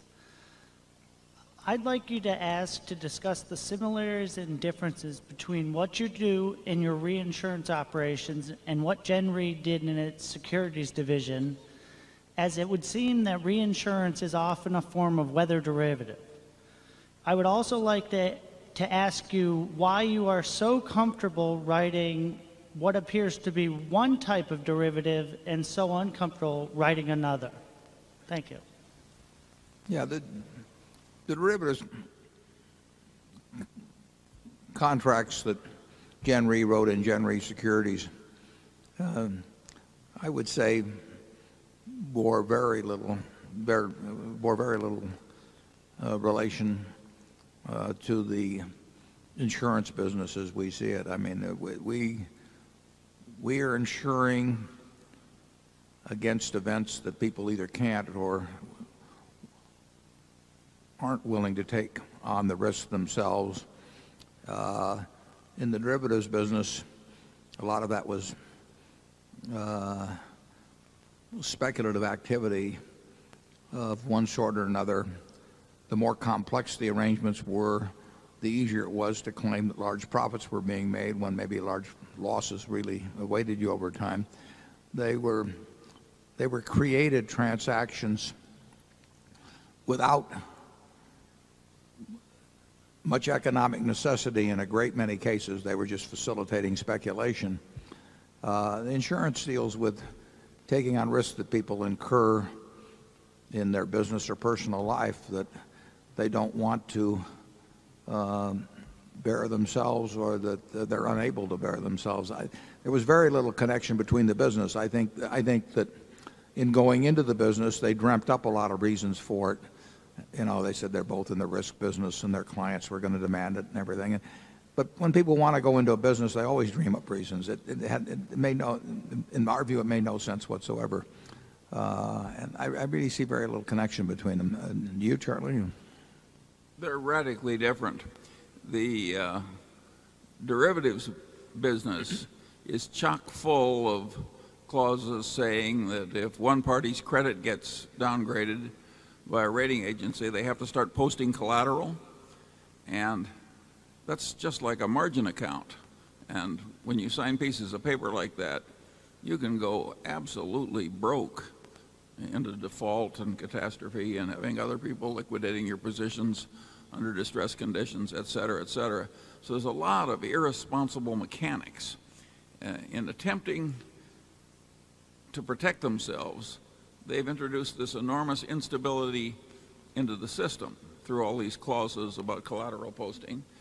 And nobody seems to recognize what a disaster of a system they've created in an attempt to make each party feel safer. It's a demented system, and you don't get properly paid in most cases for playing the game, and therefore we're not in it. Absent the ability to raise new capital at the time, and who knows whether that would have been they've been able to or not. Gen Re, which had been rated AAA, it still is because Berkshire's involved, but which had been rated AAA, could well have run into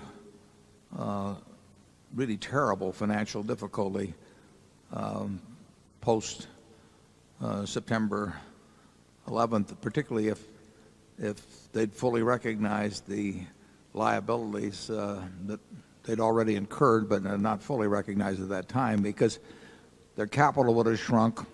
They would have had way more in equities, which would have shrunk further, and who knows how far, at the time, how far it would have gone. Plus, they would have had, in my view, they would have been downgraded quite significantly, and that might well have triggered things in their derivatives activities, which would have required coming up with loads of cash. It was not built to last, and it is now built to last. But I would say that threat exists with other financial institutions as well. But I think many of the CEOs, or some of them anyway, I should say, don't really fully comprehend that. When you get margin calls for huge amounts of money, it only has to be one day when you can't meet it.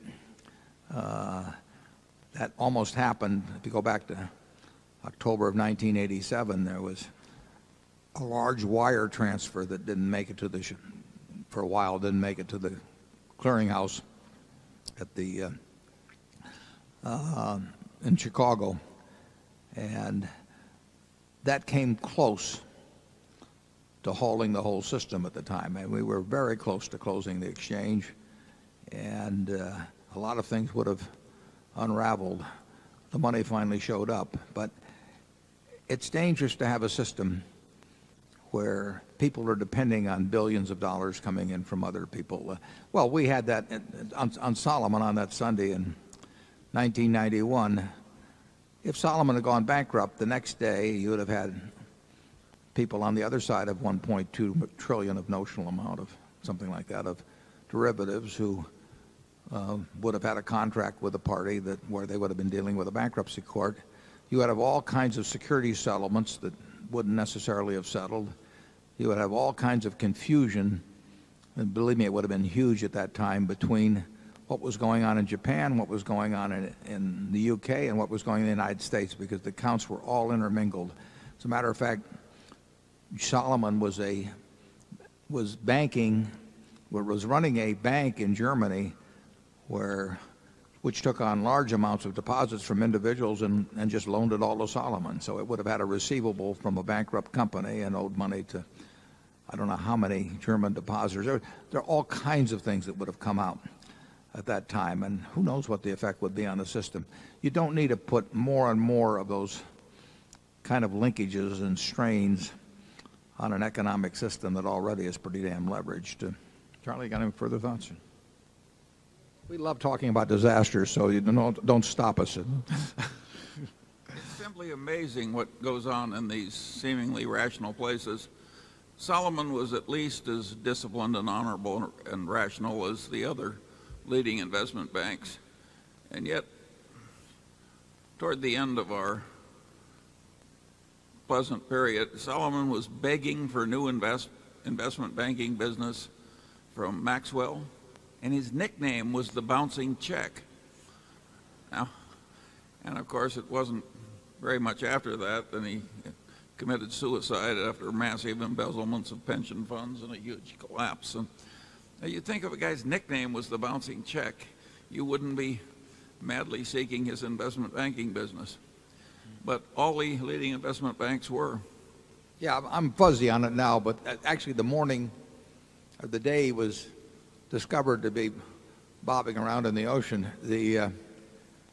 I think at Solomon we had transferred a bunch of money to somebody over in Germany or Switzerland, and we were supposed to get some more money back that afternoon, and this is basically correct. I may be a little bit off on the details, but the money that got sent, but the money that was to be received did not get received, and then we went over to England and tried to collect it from his sons, and we got stiff-armed in one way or another. I mean, we got what we deserved, frankly, in a transaction like that. But to the investment banker involved, his earnings that year were going to be affected in a significant way by whether he wrote a ticket or two more with Maxwell. And in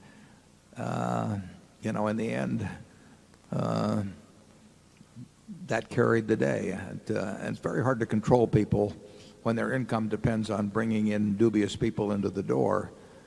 They care enormously about it, and you've got this big system that doesn't quite pick up on it. And Charlie's mentioned before, one of the underwriting clients that came forth that Solomon took on that professed to be doing wonderful things with money, and it turned out to be a huge fraud. Well, it's tough to stop. You got dozens and dozens of people running around out there all thinking about how big their bonus is going to be at the end of the year, and they are not inclined to run morality checks on who they do business with.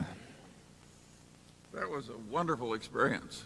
Warren and I and Lou Simpson are all directors of a company, and we are by far the biggest shareholder. And we all said we should not be doing business with this guy. This is a very dangerous transaction. And they told us it had been approved by the underwriting committee. And of course, that settled matters. And this guy had a neon sign that said crook on him as far as we were concerned. he was waving it vigorously, yes. Yeah. But it had been through the underwriting committee. The transaction closed, but not financially.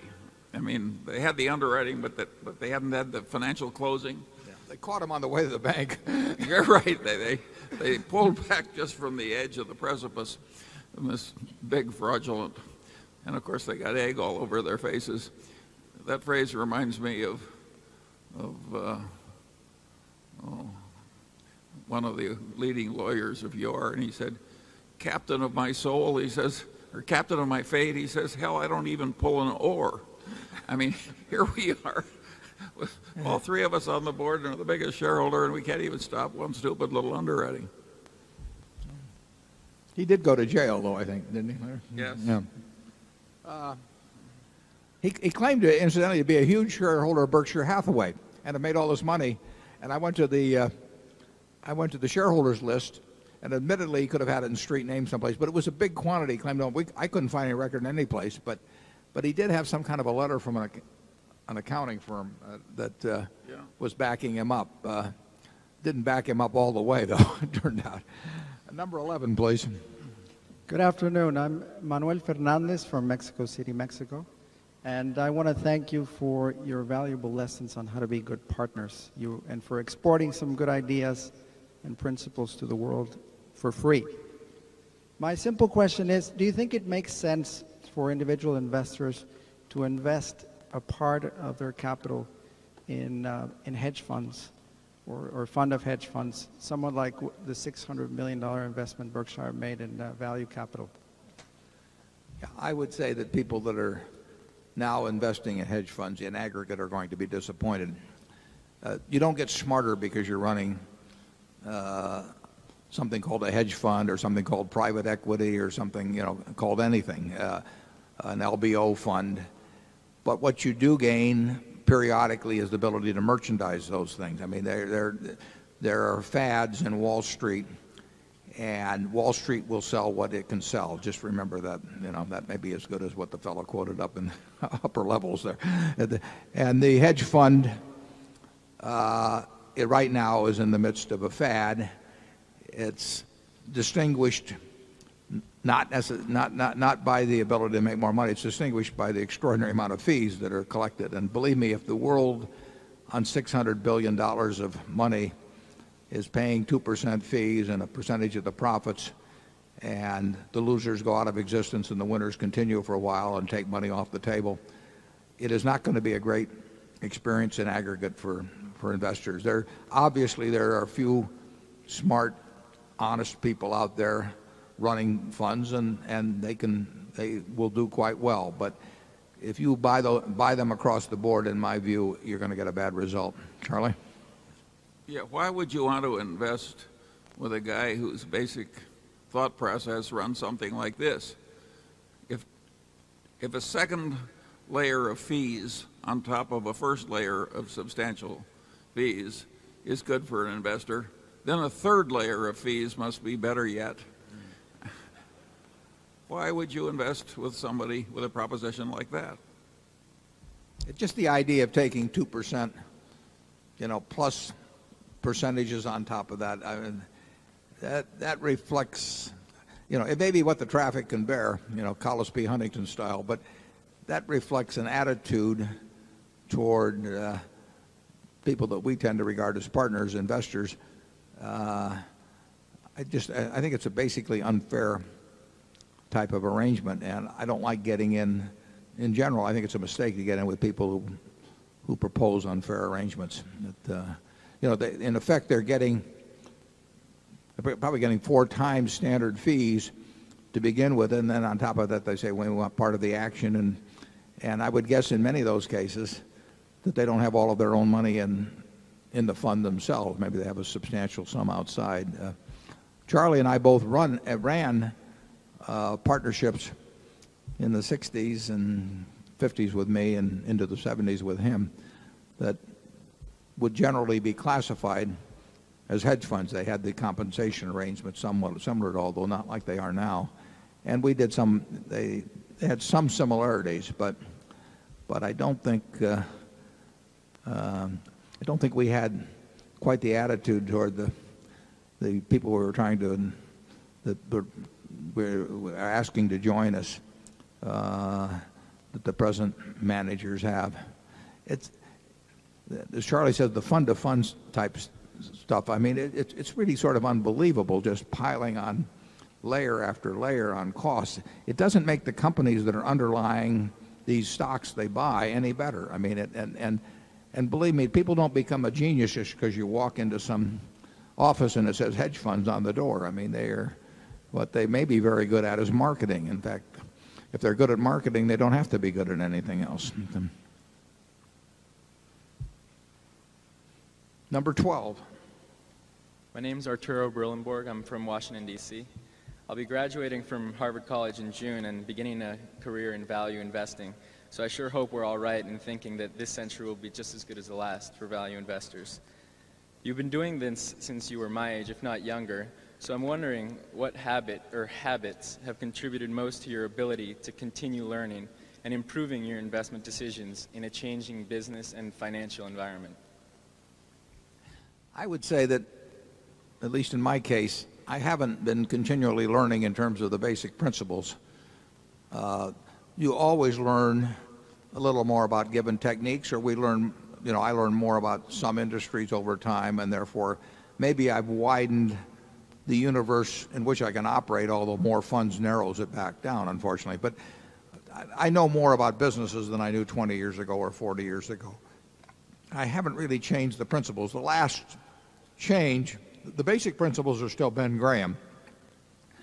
They were affected in a significant way by Charlie and Bill Fisher in terms of looking at the better businesses. But I didn't leave Graham behind on that. And I really haven't learned any new fundamental principles, but I may have learned a little bit more about how business operates over time. And there's really nothing. I mean, you ought to get a investment framework that comes straight from, in my view, from the Intelligent Investor and from Phil Fisher, more from the Intelligent Investor, actually. And then I think you ought to learn everything you can about industries and businesses where you think you have the ability to get your mind around them if you work at them. And with that arsenal, you'll do very well, and if you've got the temperament for the business. Charlie? Yeah, well, of course, I've watched Warren all these decades, and he's learned a hell of a lot, even the last 20 or 30 years. So it's a game of continuing to learn, and he can denigrate this little frou-frou that enables him to pick the biggest oil company in China or this or that. But those basic principles alone that he knew a long time ago wouldn't have given him the ability to make the recent investment decisions as well as he's made them. It's a lifelong game, and if you don't keep learning, other people will pass you by. I would say temperament still is the most important, wouldn't you, Charlie? Yes, of course. Yeah. But temperament alone won't do it. No, temperament alone won't do it. You have to have the temperament and the right basic idea, and then you have to keep at it with a lot of curiosity for a long, long time. But you don't have to be have any blinding insights or have a high IQ to look at a PetroChina, for example. And no. When you get a company that is doing 2.5 million barrels a day, that's 3.5% of the world, or 3% of the world's oil production, and they're selling based on U.S. prices, using WTI, as West Texas Intermediate as a base price, and where they have a significant part of the marketing and refining in a country. The tax rate's 30%. They say they're going to pay out 45% to you in dividends. Don't have unusual amounts of leverage. If you're buying something like that at well under half maybe a third of what comparable oil companies are selling for, that's not high-level stuff. I mean, you have to be willing to read the reports, but I enjoy doing that. But you wouldn't say that requires any high-level insights or anything, Charlie? Well, when you were buying that block of stock, nobody else to speak of was buying. Thank heavens. The insights can't have been all that common. No, I think that takes a certain amount of what an old Omaha friend used to call uncommon sense. He used to say there is no common sense. When people say common sense, they mean uncommon sense. Part of it, I think, is being able to tune out folly as distinguished from recognizing wisdom. And if you just got whole categories of things you just bat away so your brain isn't cluttered with them, then you're better able to pick up a few sensible things to do. Yeah, we don't consider many stupid things. We get rid of them fast. And in fact, people get irritated with us because they'll call us and when they're in the middle of the first sentence, we'll just tell them forget it, you know. And we can see it coming, and you know, that's the way actually the mind works. There was a great article in the New Yorker magazine 30 years ago or so, a little more than that. It was when the Fischer-Spassky chess matches were going on, and it got into the speculation of would the humans being able to take on computers in chess. And you know, here were these computers doing hundreds of thousands of calculations a second, and they said, how can the human mind, when all you're really looking at is the future, you know, the results from various moves in the future, how can a human mind deal with a computer that's thinking at speeds that are unbelievable? And of course they examine the subject some, and a mind like, well, in fact all minds, but some much better than others, but a Fischer or a Spassky essentially was eliminating about 99.99% of the possibilities without even thinking about it. So it wasn't that they could outthink the computer in terms of speed, but they had this ability in what you might call grouping or exclusion, where essentially they just got right down to the few possibilities out of these zillions of possibilities that really had any chance of success. And getting rid of the nonsense, I mean, just figuring that you know, people start calling you and say, I've got this great, wonderful idea. Don't spend 10 minutes, you know, once you know in the first sentence that it isn't a great, wonderful idea. Don't be polite. Go through the whole process. And Charlie and I are pretty good at that. We can hang up very fast. Right? Well, there you have it. All you've got to do is go at it in the way that Vasily Smyslov did when he was the world champion and of chess, and just do the same thing in investments. Okay, microphone one. Good afternoon, Mr. Buffett, Mr. Munger. My name is Richard Azar. I'm from Trinidad in the West Indies. You guys have been very generous with your intellect over the years, and it's been a huge help to me in my personal and financial life. I weathered, if it was appropriate for me to describe the methodology in which I'm trying to determine the range of Berkshire's intrinsic value, and if you can guide me on if my methodology is flawed or is reasonably accurate. If it doesn't take too long, we'll be glad to. Although I think I know the answer already. Okay. We ended 2003 with about 5.422 billion of operating earnings. I estimated our look-through earnings to be approximately 915 million. So in total, that was about 6.337 billion of estimated look-through earnings. I knew that we spent $1.2 billion on CapEx, and our net depreciation on tangible assets was 829 million. So there was a difference there of 173 million. And we spent more on CapEx over depreciation over the last few years.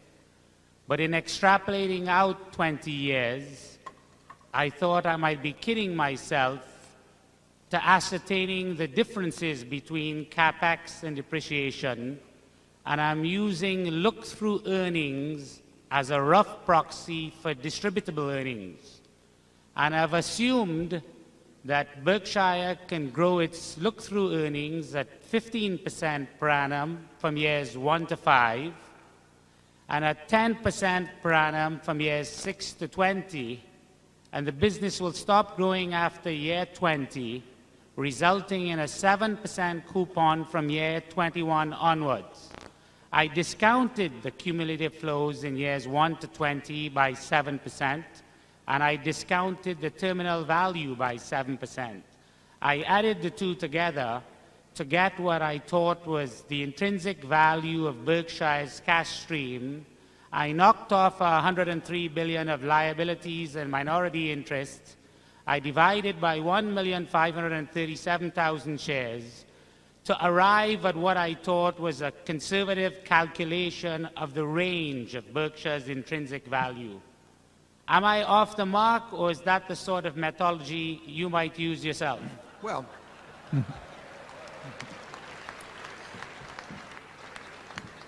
well, you've done your homework. The line of thinking is correct. It just depends on what variables you plug in, and we might have different ideas on variables, and neither one of us knows. But the approach, in general, the approach of trying to figure out distributable cash over a period of time. The business today is worth the present value at some number. You're using 7%, but the question is what number to use. But it's worth the present value of all the cash it can distribute between now and Judgment Day. And if cash can be retained and it's at a rate higher, it produces at a rate higher than your discount rate, obviously, you'll get some benefit from that retention. But, you know, I would say that your assumptions about CapEx and related to depreciation, I would expect CapEx to be on average a little more than depreciation unless we run into highly inflationary times. But of course we have to keep buying businesses and using the capital in the business that we retain. If we retain those earnings, we have to use that to buy more businesses, and then the question is what kind of returns can we expect on those. I don't quarrel with the approach you're using, but you know, everybody has to do their own equation and plug in some numbers, and I think we might settle for lower numbers on earnings gains than you've postulated, because we're very large, and it gets harder all the time to deploy the kind of funds that keep flowing into Omaha. Charlie? Yeah, and you shouldn't necessarily get overly excited about last year. As Warren said, that is it was a very unusual year when everything worked together pretty darn well. Except interest rates on. Yeah, well, but a lot worked together very well. The interesting thing about Berkshire's present valuation is how much cash and cash equivalents it has to do something. And that is a very interesting question. How well are we going to do with this massive amount of investable cash and cash equivalents?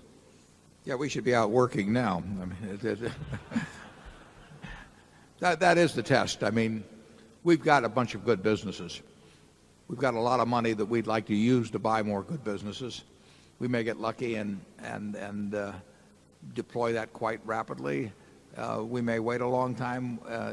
Cash may pile up faster than we can use it, in which case we'll have to rethink the whole game. But our hope is, and so far we feel okay about what's happened in that. Our hope is that we can deploy the money that flows in businesses that come close to being as good as the ones that we've bought over the years.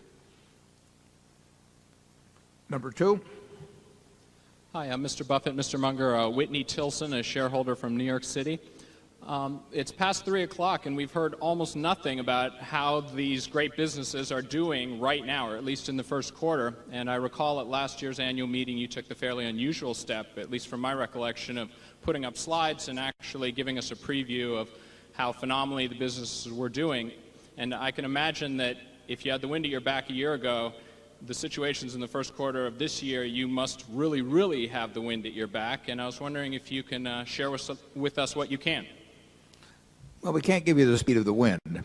We're going to have the 10Q out when, Mark? And it's going to be out in a few days. And if we throw out any numbers now or make any commentary, we'd have to put that up on the website and perhaps even try to cover the nuances in my voice. So I think you'll just have to wait a few days and they'll go up.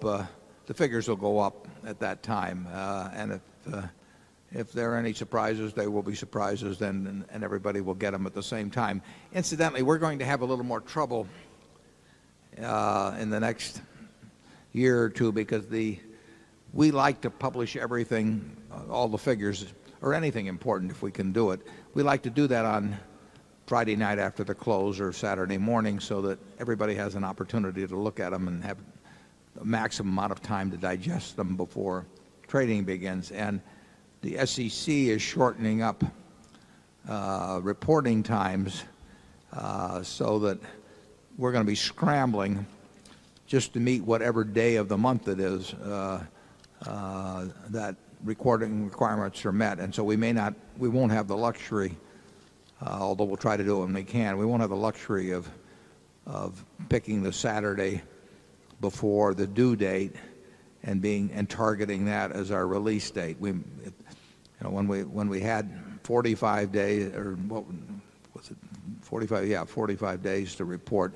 We could pick the Saturday before the 45 days. If that gets down to 30 days, if the 30th day is on a Tuesday, we're going to be hard put probably to get it done by that Tuesday. So we'll obviously put it out after the close, so people have between 4 o'clock and the next morning to digest it. But we won't be able to follow the procedure that we followed to date, which we regard as the best procedure of all, giving people close to 2 days to digest whatever is in the figures. But I can't help you, Whitney, on how the first quarter looks. And Charlie, I don't think you'll want to add anything on that way. Okay. Number 3. Hello, Mr. Buffett and Mr. Munger. My name is Justin Fong. I'm 14 years old from California.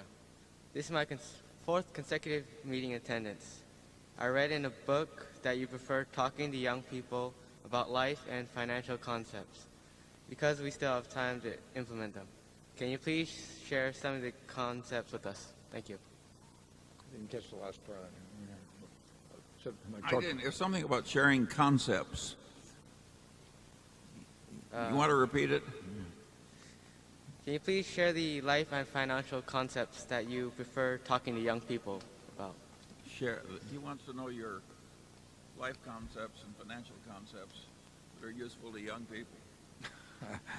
Well, that's a fairly broad question, but I think the financial concepts, we've obviously spelled out in the reports. Charlie's probably better on the life concepts than I am. It is true that I do believe in spending the time that I spend giving talks or answering questions, doing it with young people. I do, I'm sure, well over a dozen a year, and I just think that obviously young people are more receptive to change or to actually even forming habits that are going to be useful in life. And I think that people underestimate, until they get older, they underestimate just how important habits are and how difficult they are to change when you're 45 or 50, and how important it is that you form the right ones when you're young. But Charlie, what do you have to say on that? Well, all the trite stuff is what works. I mean, you avoid doing the really dumb things, like racing moving trains to the crossing, experimenting with cocaine, risking getting AIDS or other unfortunate ailments. There are just a lot of standard things that take people down, and you just give those a wide berth. And then you want to develop a good character and good mental habits, and you want to learn from your mistakes, every single one, as you go along. It's pretty obvious, isn't it? Yeah, we would say, even though we issue lots of credit cards and everything, we'd say if I had one piece of advice to give to young people, that across the board, it would be just don't get in debt. The game plays a lot easier if you're a little bit ahead of the game than if you're behind the game. And Ben Franklin said that long ago in better terms, which Charlie can recite. But there's a real difference. I get letters every day from people that are in all kinds of financial trouble, and often it's health related, which is tragic. But very often it relates to debt. I mean, they get behind the game and they're never going to catch up. And often, it may surprise you, but often, I write these people. They're very decent people. They've just made mistakes, and I just tell them the best course is bankruptcy. I mean, they are not going to catch up, and they should start all over again, and they should never look at a credit card the rest of their life. But it would have been better if they'd gotten that advice a little earlier. But it's very tempting to spend more than you earn. I mean, it's very understandable, but it's not a good idea. And of course, you particularly want to avoid evil or seriously irrational people, particularly if they are attractive members of the opposite sex. That can. Charlie knows more about this. The expert.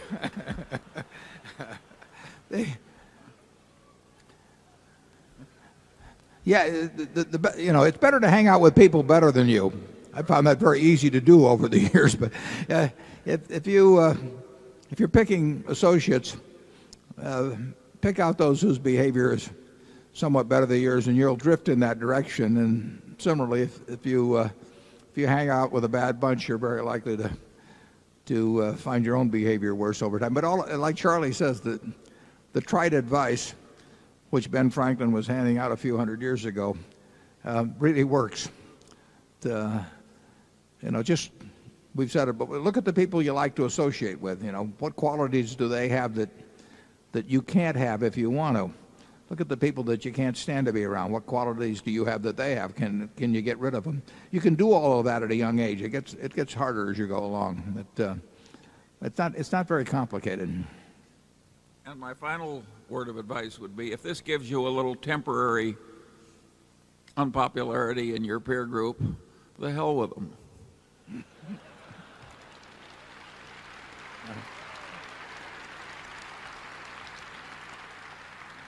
And as advice, a little more applicable to me and Charlie, I was reading about a woman that was 103, and they said, "What do you like about being 103?" And she says, "No peer pressure."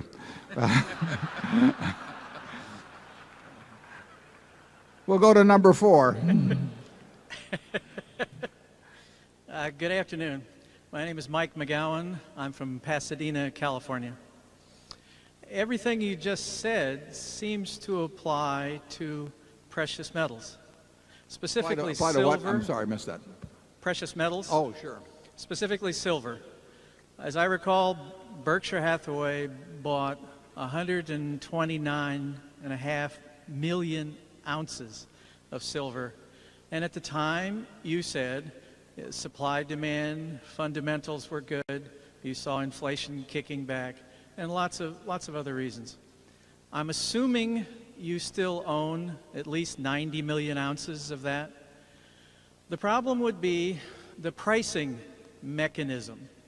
Apparently, the COMEX, or at least certain of the managers of the silver price on the COMEX, are in debt. The New York banks and financial institutions are short 400 plus million ounces, and it doesn't look as if they really want the price to go anywhere.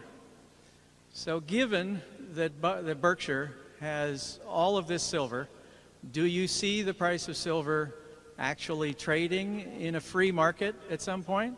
Or would you look at shares instead of the physical metal? And otherwise, we're kind of at the point, I guess, where John Maynard Keynes said the market can remain irrational a lot longer than we can remain solvent. We have no comment at all to make on our present position in silver, if any. We could own more, we could own the same, we could own less, we could own none. So, and we won't comment. We commented one time because the Bank of England asked us to comment, and since it was the only time the Bank of England had ever talked to me, I felt quite flattered. But I would say this. I would disagree very much with your thoughts that the market is in some way rigged or something of the sort. I find that most of the people that write, or many of the people that write on gold and silver, tend to have various theories, some of which are conspiratorial, and there's always, the selling forwards is doing this and that to the market, or that somebody's short. The answer is that there's plenty of silver above ground, and whether there's more or less than there was a few years ago in terms of the supply-demand. Since then, I'm not 100% sure. It's tough to figure out what goes on in China and a lot of things. But there's nothing flawed, in my view, about the market for silver or copper or gold or really any commodity that I can think of that trades in real quantity. Charlie? Yeah, I think it also should be pointed out that you're asking for the opinions of people who have not particularly distinguished themselves in this arena. He was pointing at me. With good reason. We'll go to number 5. Good afternoon. Travis Keith from Dallas, Texas. The OCC's quarterly report on bank derivatives shows that Wells Fargo has one of the largest derivatives portfolios of any U.S. bank. In spite of your high-profile criticism of derivatives, Berkshire added to its position in Wells Fargo last year. What about Wells Fargo's derivatives portfolio did you find less objectionable? And what disclosure did you examine in considering the risks of Wells Fargo's derivatives portfolio? I don't have their report here, but without looking at it, I would be willing to bet that J.P. Morgan Chase has a derivatives portfolio that's far, far greater than Wells. I do not think of Wells, I may be wrong, I do not think of Wells as being a big player. Now, all the big banks have various derivative positions, but I don't think of Wells as being a big player in the derivative game. You can't, there is no perfect measurement of the size of a derivative position. I mean, you hear all these huge numbers thrown around, and they sound great, but they tend to exaggerate things in a very dramatic way in terms of trillions of this or that. But so there can be, you could talk about $1 billion notional amount of one kind of derivative, and it could have less danger in it than a $50 million position in some other type.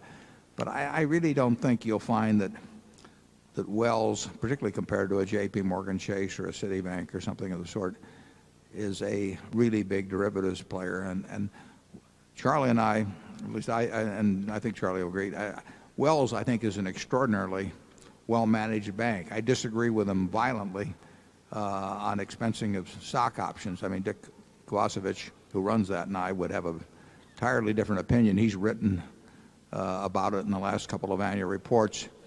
And much as I really admire the management, I think he's done a great job. But much as I admire the management, I voted our Berkshire stock the other way and for expensing options. And I noticed that 57% of the stock at this meeting just the other day voted to expense options. But even though I disagree with him on that particular accounting point, Wells has an absolutely terrific record. Dick is a terrific business person, and I think in terms of taking risk or handling the risk that he necessarily takes, I think that I would rank him way up there in terms of bank managers. Charlie? I've got nothing to add to that. Okay, well, we're going to take one more from number 6. Thank you very much, Mr. Munger and Mr. Buffett. My question regards, Michael Stopsky from New York. My question regards financial institutions and the potential of collapses, and how is Berkshire protected, and how can the individual investor protect themselves against potential bank failures, stock brokerage failures, and things like that? Well, I think as a depositor with large banks or as somebody that leaves their securities with large brokerage firms, I really don't think you need to worry very much. We have a too big to fail doctrine operating in this country relative to what you might call the innocent parties in big financial institution failures. We don't have it in respect to the equity holders, nor should we have it. But I would not, I don't worry about leaving my securities, my personal securities, or for that matter, Berkshire securities, with the large securities firms. I don't worry about my bank accounts at big banks. So, But you're talking cash accounts. Yeah, Yeah. yeah, cash Not- accounts. Not margin. Yeah, and but if you, in terms of owning the equities of companies like that, or in terms of the fallout, the big thing that will really, the only way a smart person that's reasonably disciplined in how they look at investments can get in trouble is through leverage. I mean, if somebody else can pull the plug on you during the worst moment of some kind of general financial disaster, you go broke. And Charlie and I both have friends that have, where that's happened to them. But absent leverage, and absent just kind of going crazy in terms of valuation on things, the world won't hurt you over time in securities. I mean, you won't be subject to the financial cataclysms that they don't need to do you in. If you have any more money during periods like that, you buy. Berkshire, I think, is an extraordinarily strong position in respect to any kind of a financial cataclysm. I think we would be definitely the last man standing and then some. And while we don't go around, like undertakers looking for a plague or anything like that, we would probably do very, very well in the end. And that's happened a couple of times actually in the past, where we've had cash and we've had courage when the world was panicking, and we've done reasonably well during that period. And we've never gotten hurt by what was happening in the world around us, at least in the last 30 or 40 years. Charlie? Well, I think that's plainly right. Okay, well, with him saying that, after I've made a comment, I think we can happily disband. We'll see you next year, and we'll see the international people at 4 o'clock. Thank you.